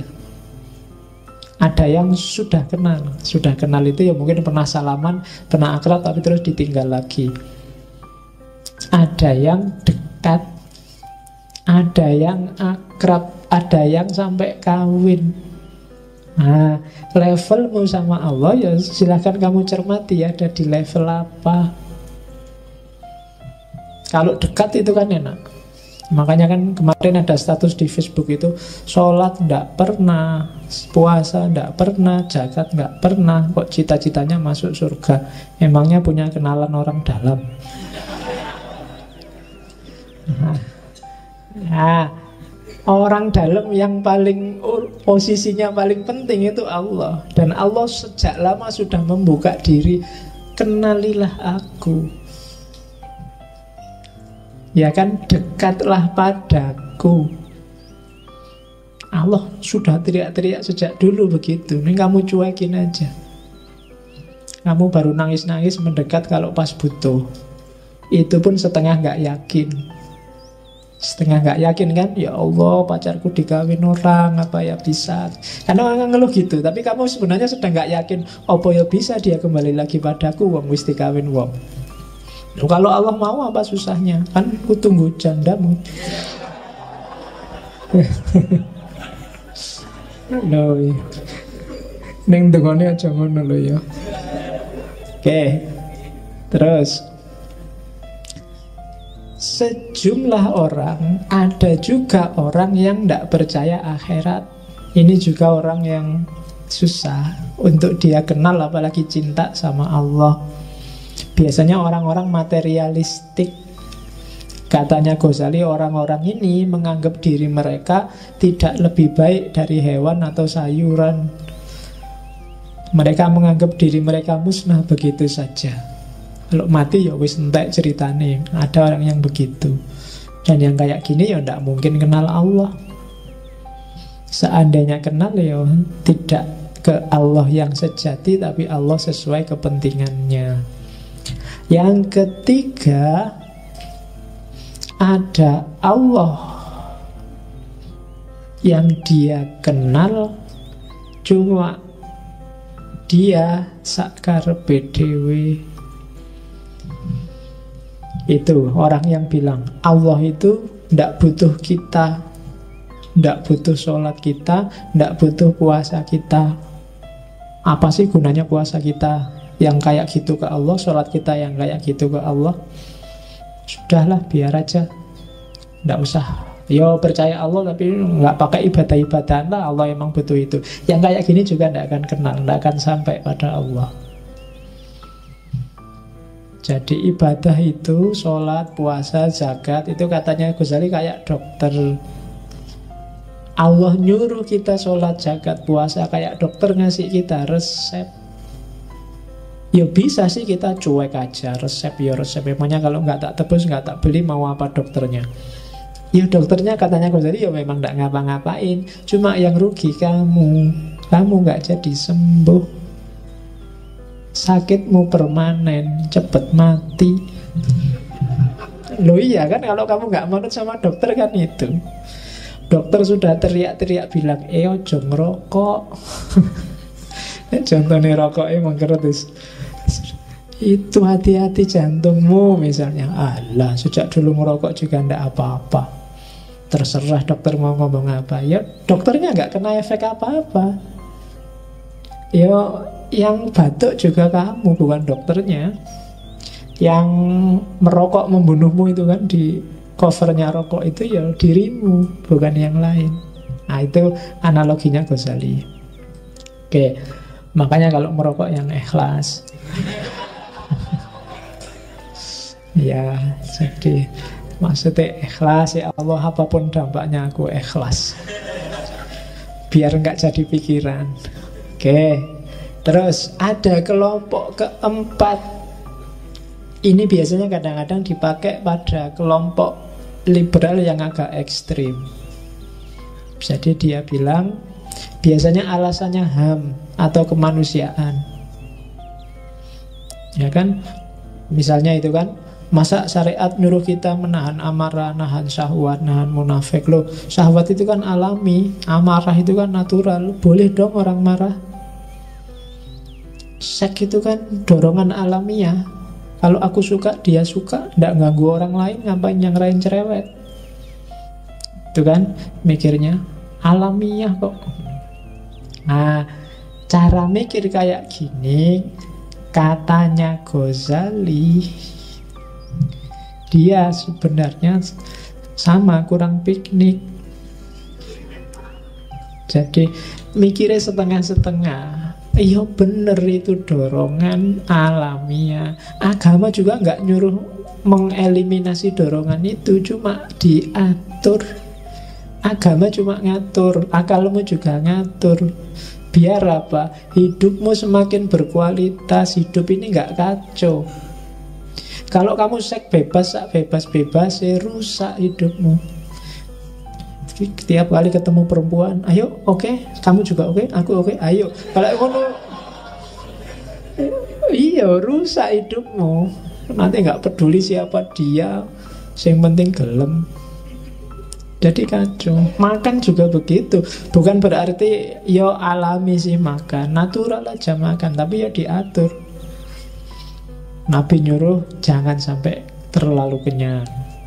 Kemudian macam-macam. wala tusrifu, jangan makan A, jangan makan B. Itu sebenarnya bukan kok jangan apa kamu nggak boleh makan, tapi pahamilah batasnya orang makan, pahami caramu melampiaskan hasrat. Bukan berarti nggak boleh itu, tapi kamu harus sah dulu, kawin dulu, biar jelas aturan mainnya. Ya kayak orang sepak bola itu harus ngerti batas pinggir lapangannya mana. Kalau enggak nanti sampai di luar stadion masih sepak bola. Lah kan tidak ada gunanya. Atau sudah di-bridge sama wasitnya, pertandingan berakhir kamu masih asik di situ, ya tidak ada gunanya. Jadi agama itu ngasih kita batas. Jadi biar kita ngerti batasnya. Yo alamiah iya, cuma agama ngasih kita petunjuk melampiaskan yang alami itu apa. Kalau cara mikirmu kayak gitu, katanya Ghazali, ya tidak akan kenal Allah. Terus yang kelima, orang-orang yang permisif. Tiap ada apa-apa, tenang aja, Allah Maha Pengampun, Allah Maha Penyayang. Dosa dikit-dikit besok tobat, kita wudhu atau dosanya rontok misalnya. Ya bukan berarti ideologi kayak gitu keliru, tapi kalau gayamu kayak gini, kamu tidak akan bisa kenal Allah. Itu kamu seolah-olah meremehkan, seolah-olah nganggep tenang aja lah, kayak dosa ini gampang, orang tuaku itu mudah memaafkan. Orang kayak gini kan biasanya menjebakmu sendiri. Sama Allah juga begitu. Maksiat dikit-dikit, tenang aja, Allah Maha Pengampun. Agak besar dikit, ampunannya Allah lebih luas daripada dosa kita. Meremehkan. Nah itu juga trouble. Kalau mentalmu mental gini, ya tidak akan kenal Allah yang sejati. Yang keenam, ini kebalikan 5 yang atas, orang-orang yang sok soleh. Ini juga trouble. Merasa dirinya suci. Wah, kalau saya sudah bebas dari dosa, dunia tidak bisa lagi nggoda aku wis. Nah, itu juga katanya Ghazali bahaya. Jadi tak bacakan aja ya. Kalimatnya agak nyelekit kalau bagian ini. Jadi orang yang ngaku mencapai tingkat kesucian tertentu sehingga merasa dia tidak bisa dipengaruhi oleh dosa. Katanya Ghazali, namun kenyataannya saat orang lain memperlakukan mereka secara tidak hormat saja, mereka akan dendam bertahun-tahun. Terus jika ada di antara mereka yang tidak mendapatkan sebutir makanan yang menurutnya adalah haknya, maka seluruh dunia rasanya sempit dia dan gelap. Pokoknya nesu-nesu, merasa haknya dirampok. Katanya Ghazali, mereka ini, para mistikus palsu ini, kadang-kadang berpura-pura tenggelam dalam samudra ketakjuban. Tetapi jika kau tanyakan pada mereka apa yang mereka takjubkan, mereka tidak mengetahuinya. Jadi tiap hari dia merasa, wow, luar biasa Allah itu, luar biasa. Tapi dia wow-nya yang luar biasa. Kalau ditanyain yang di-wow-kan itu apa sih, tidak tahu. Pokoknya wow aja.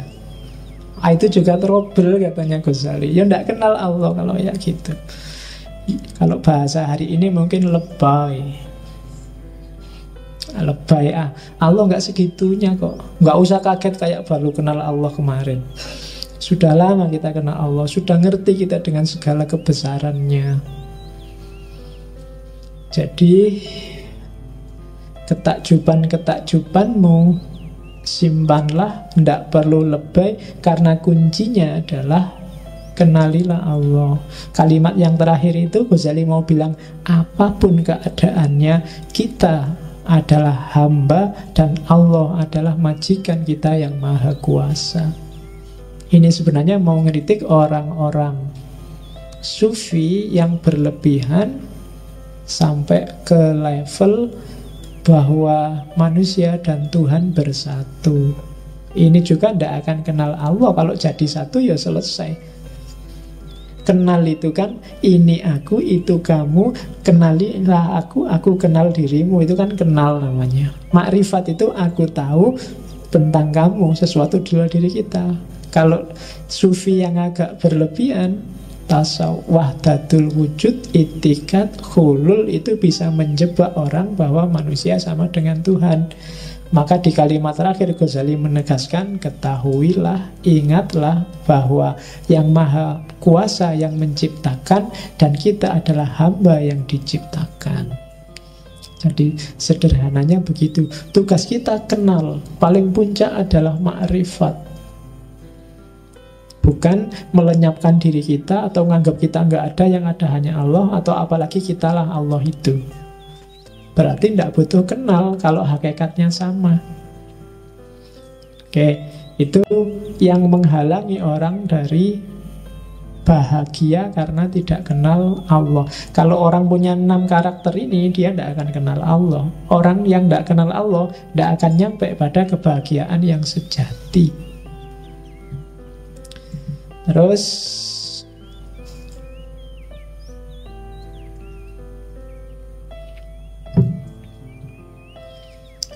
kenal diri, kenal Allah, dan sekarang kenal juga tentang dunia. Harus, karena kita hidup di sini.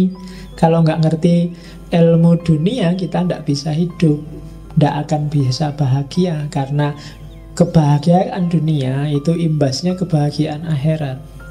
Kalau di dunia kita tidak bahagia, badaniah tidak bahagia, akhirat tidak akan juga bahagia. Kayak logika di awal tadi. Maka kunci bahagia selain kenal diri sendiri, kenal Allah, juga kenal dunia. Kenal dunia itu targetnya 2, memelihara jiwa dan merawat jasad. Jadi dunia jadi jalan untuk kita bahagia di akhirat.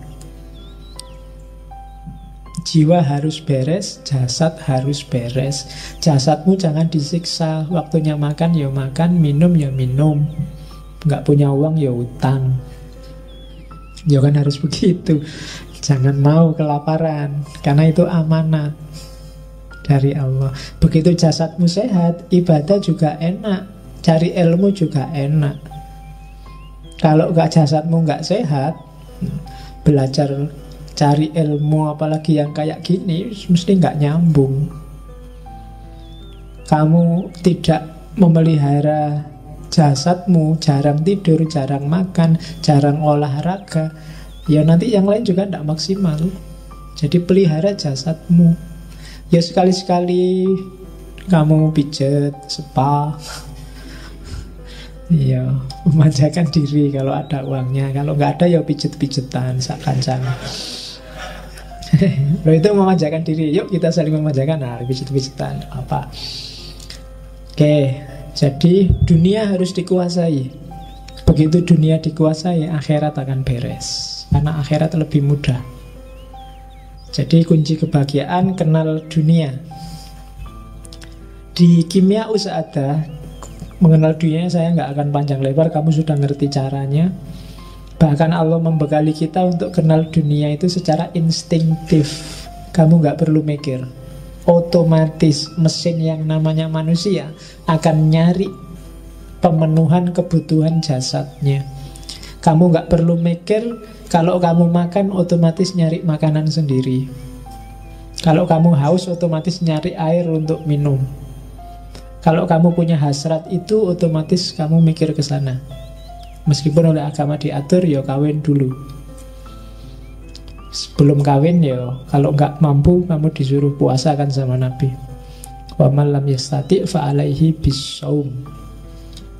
Ya, kalau di pondok dulu dipelesetke fa alaihi bisobun. Oke. Kok kamu ketawa, apa ngerti? Iya. Nggak apa-apa ya. Ya, jangan salah. Oke, iya lah, hampir semua ketawa. Mungkin kamu sering ya.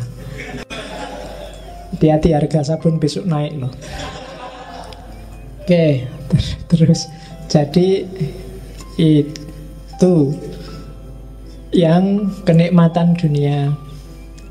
Nah, Ghazali membahas khusus kenikmatan dunia itu tentang musik. Karena mungkin di era itu ada kritik-kritik terhadap sufi yang pakai musik, pakai puisi, pakai nyanyi-nyanyi. Katanya Ghazali, apa musik itu haram atau halal tergantung yang dibangkitkan apa. Musik itu kan yang disentuh jiwa. Nah, yang dibangunkan dari jiwamu itu apa? Tadi kan jiwamu ada setan, ada malaikat, ada kebinatangan. Kalau yang dibangkitkan yang negatif-negatif, hasrat, kebinatangan, maka dia haram. Tapi kalau dia membangkitkan sesuatu yang bikin kamu lebih dekat sama Allah, maka dia halal. Jadi teori musik itu kan selama ini orang debat, boleh nggak musik selawatan pakai musik, kemudian berdoa diiringi puisi biar lebih nyaman. Kalau bagi Ghazali, asal itu bikin kamu semakin dekat sama Allah, maka boleh. Tapi kalau dengan musik itu yang bangkit dalam jiwamu adalah hasrat-hasrat kebinatangan atau kesetanan, maka jangan. Dengar musik koplo, dengar dangdut yang goyang barbel, goyang apa itu kan, yang bangkit kan pasti nggak, kamu lihat masuk ingat, ya Allah kan nggak mesti. Pasti kalau lihat itu bukan Allah yang muncul di kepalamu kan. Iya, mestinya isinya kayak gimana ya, mesti gitu. Jadi pikiranmu mesti yang aneh-aneh. Nah yang kayak gitu katanya Ghazali, enggak, yang kayak gitu ya haram. Kalau flat Pak, flat itu tidak ada yang bangkit apa-apa, ya standar aja Pak, nyari hiburan. Katanya Ghazali kalau hanya hiburan saja itu boleh. Jadi ya suka aja Pak, misalnya musik klasik Pak. Saya tidak tahu Pak, musik klasik itu nggak bangkit apa-apa, malah ngantuk saya Pak. Misalnya, ya katanya Ghazali hanya untuk hiburan itu boleh, tidak apa-apa. Jadi kamu bahagia dengan itu tidak masalah. Katanya Ghazali, ya jangan dikritik lah para sufi yang pakai tari, pakai musik, pakai lagu, itu alami kok. Katanya Ghazali, bahkan unta pun kadang-kadang bisa dipengaruhi dengan musik, dengan lagu.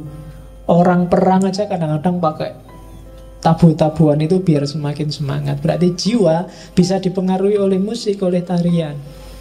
Maka kuncinya bukan pada musiknya, tapi yang bangkit dalam jiwamu itu apa dengan musik itu.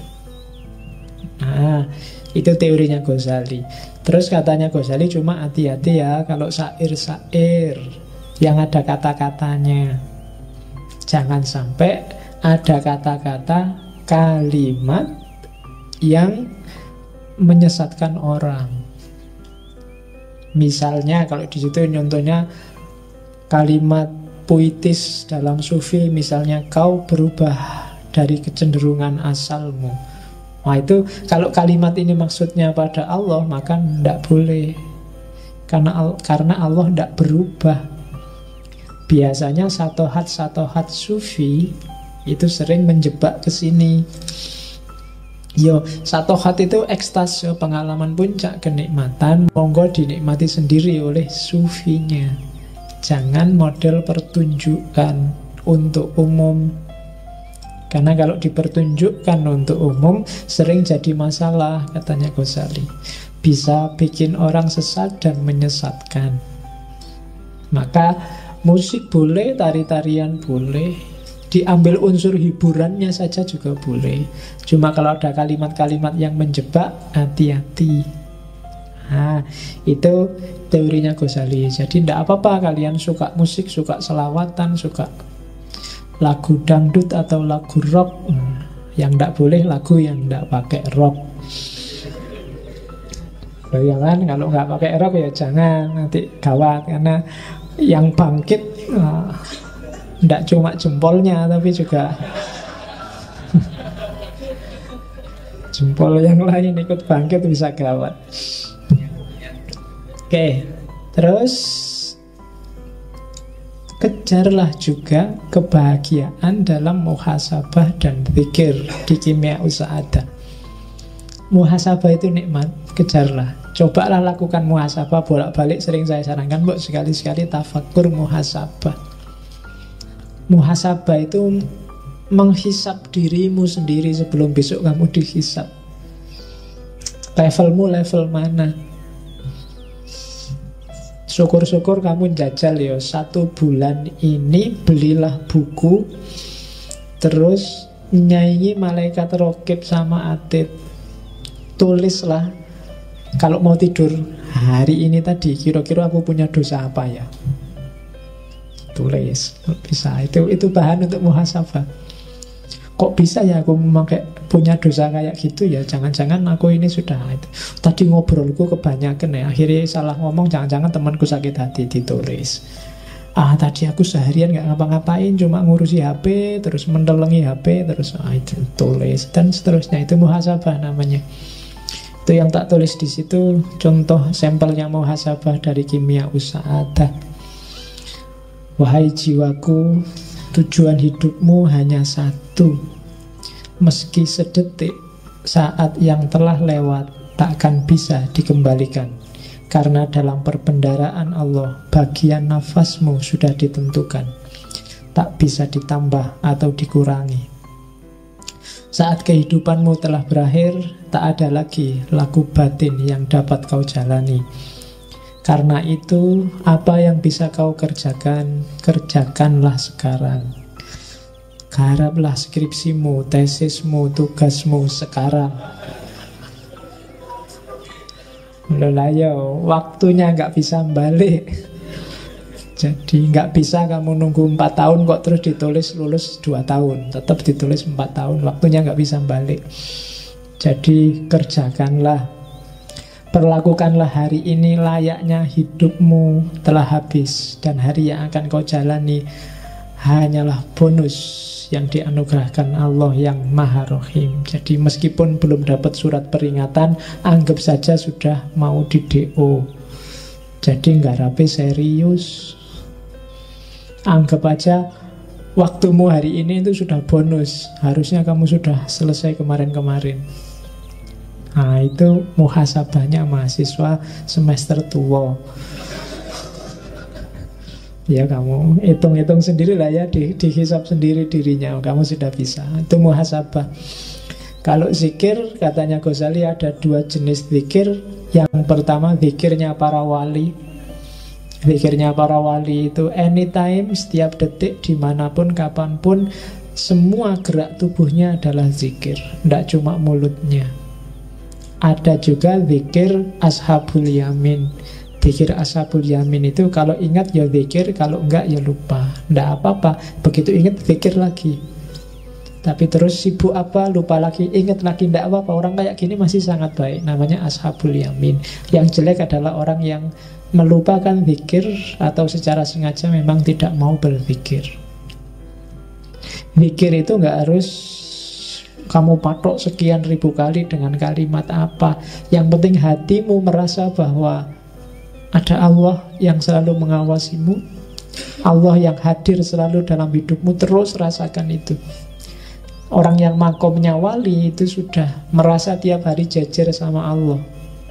Jadi otomatis seluruh gerak tubuhnya itu gerak tubuh yang berzikir. Jadi itu 2 jenis zikir. Kita mungkin masih di makom yang kedua, atau minimal kita harus ada di situ. Begitu kita sibuk apa, Allah lupa, kelupaan. Tapi tiba-tiba, oh iya, aku kan harus Allah, balik lagi ke Allah. Nanti sibuk lagi mikir, apalagi harus balik. Jadi terus bolak-balik gitu, tidak apa-apa. Paling tidak yang semacam itu namanya ashabul yamin. Dan Ghazali juga ngomong kebahagiaan perkawinan. Saya nggak bisa ngomong banyak yang tentang ini. Bukan kamu baca sendiri, tapi kamu alami sendiri besok. Bagaimana kebahagiaan perkawinan. Cuma yang tak tulis di situ yang ketiga itu, Ghazali punya kriteria sendiri. Besok kalau nyari istri apa nyari suami, yang pertama perhatikan akhlaknya. Kalau di hadis itu kan agamanya. Cuma katanya Ghazali jangan salah, yang dimaksud agama situ bukan yang rajin tahajud atau yang tiap hari puasa, tapi terutama dari agamanya lihatlah akhlaknya. Karena kadang-kadang ibadah formalnya bagus, akhlaknya jelek, perilaku sehari-harinya rusak, menyusahkan orang lain. Saiful Jamil itu puasa Senin Kemis, sholat tahajud. Jadi habis sholat tahajud, asistennya mau dibangunin sholat subuh, kok yo cuma pakai celana pendek. Kejadian lah itu. Jadi akhlaknya tidak beres, meskipun ibadah formalnya beres.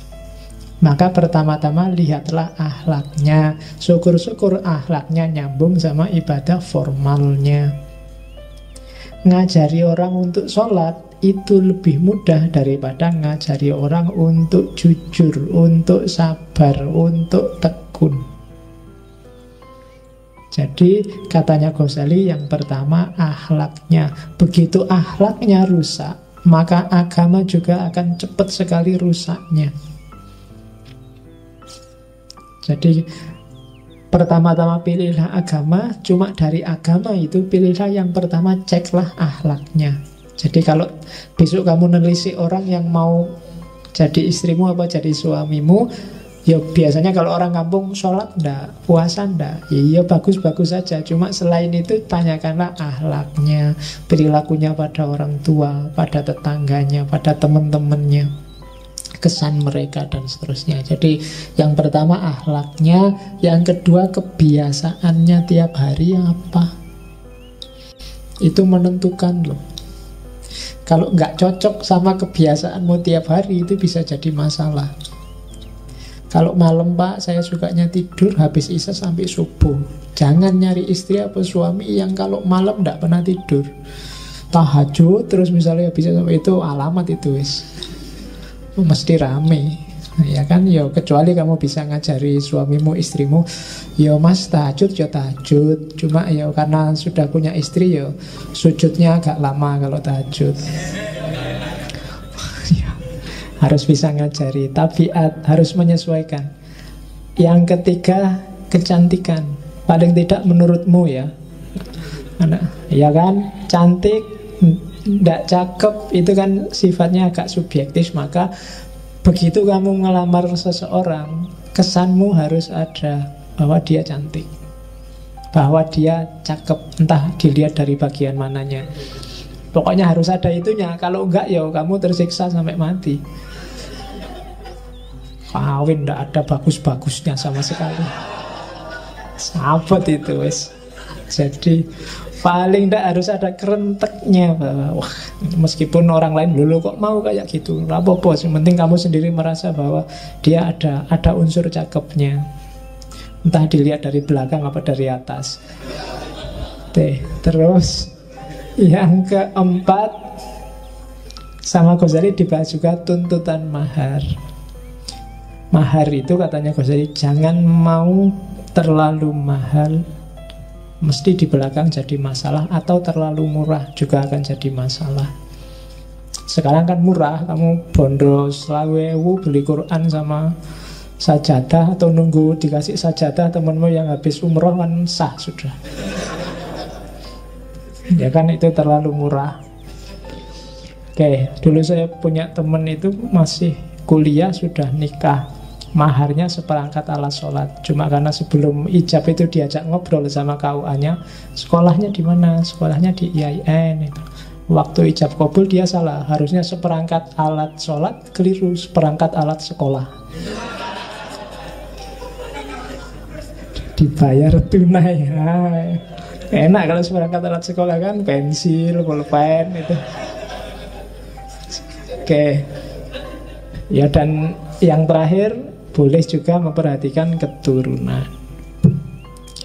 Oke. Kuncinya bahagia kayak tadi ya, membereskan nafsu sama amarah. Hasilnya nafsu sama amarah itu akhlak yang mulia.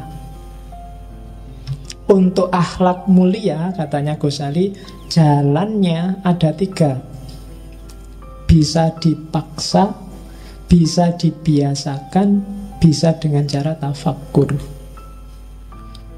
Ada orang yang mikir nggak bisa, dilatih nggak bisa, atau nggak mau, maka harus dipaksa. Jujur itu kalau memang susah sekali ngelatih orang jujur, dipaksa. Mungkin dibikin undang-undang, dibikin hukum, barang siapa nggak jujur dihukum. Itu paksaan. Karena manusia itu mudah ketipu. Maka untuk bisa bahagia, taklukkan dirimu, dan hasilnya menaklukkan diri itu akhlak mulia. Untuk membentuk akhlak mulia, paksalah. Atau seandainya unsur paksanya kurang kuat, biasakan. Pak, saya biasanya bohong ya Pak, ya pelan-pelan, jujur dikit-dikit. Pak, saya sholat malam itu berat ya Pak, yo habis isya, pelan-pelan, nanti lama-lama terbiasa. Biasakan aja. Karena manusia itu tidak ada sesuatu yang ringan apa berat kecuali dia sudah dibiasakan. Kalau dibiasakan, yang berat bisa jadi ringan. Kalau nggak terbiasa, ringan pun jadi berat luar biasa. Sholat duha misalnya, itu kan ringan. Pagi kamu nganggur, nggak ada apa-apa. Tapi kalau nggak dibiasakan juga rasanya sangat berat. Jadi biasakan. Dan yang terakhir, untuk lebih memudahkan pembiasaan, akalmu harus setuju. Untuk akalmu setuju, tafakur, mikir. Dan untuk belajar mikir yang benar, kamu harus ngerti filsafat. Ya, makanya kamu ada ngaji filsafat. Terus orang yang akhlaknya jelek, di kimia itu ada 4 jenis. Perangilah 4 jenis akhlak jelek ini. Yang pertama, orang bodoh. Yang kedua, sudah bodoh sesat. Yang ketiga, sudah bodoh sesat fasik lagi. Yang keempat, sudah bodoh sesat fasik jelek. Iya, numpuk-numpuk itu. Perangilah. Ya, yang lebih nomor 1, orang bodoh itu gampang diatasi. Bodoh tapi sesat, jalannya salah, ya gampang diingatkan dari kesesatannya. Lebih susah nomor 3, sudah bodoh, sesat, fasik. Fasik itu berarti memang dia niat melakukan kejelekan. Nah, itu lebih susah diingatkan. Atau jelas ingin melakukan kejelekan dan dia sendiri memang jelek aslinya. Oh, itu lebih susah lagi. Jadi perangi 4 hal ini. Jadi lawannya akhlakul karimah itu akhlakul madhumah. Akhlak madhumah itu 4 karakternya ini. Dan ini trouble-nya katanya Ghazali. Setelah ini takluk, orang bisa masuk ke ranah akhlakul karimah. Dan akhlakul karimah itu kuncinya adalah menaklukkan diri sendiri. Kuncinya menaklukkan diri sendiri, kenali diri. Ya kayak tadi, kenali Allah, kenali duniamu, maka akhiratmu akan bahagia. Nah, itu kimia ussa'adah dari Ghazali. Oke, sudah jam 10. Alhamdulillah Ghazali selesai. Insya Allah kapan-kapan kita lanjutkan Ghazali seperti saya bilang tadi dengan kitab-kitabnya yang lain. Minggu depan kebahagiaan, kurang 1 sesi lagi. Kita masuk ke Jawa.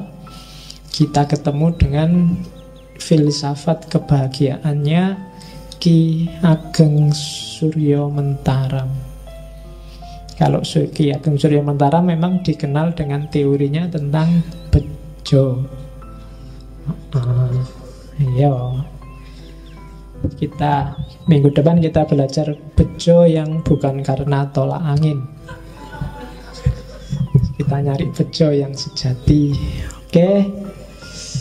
Saya kira itu, kurang lebihnya mohon maaf. Wallahu a'lam bishawab, wallahul muwaffiq, wal afwu minkum. Wassalamualaikum warahmatullahi wabarakatuh.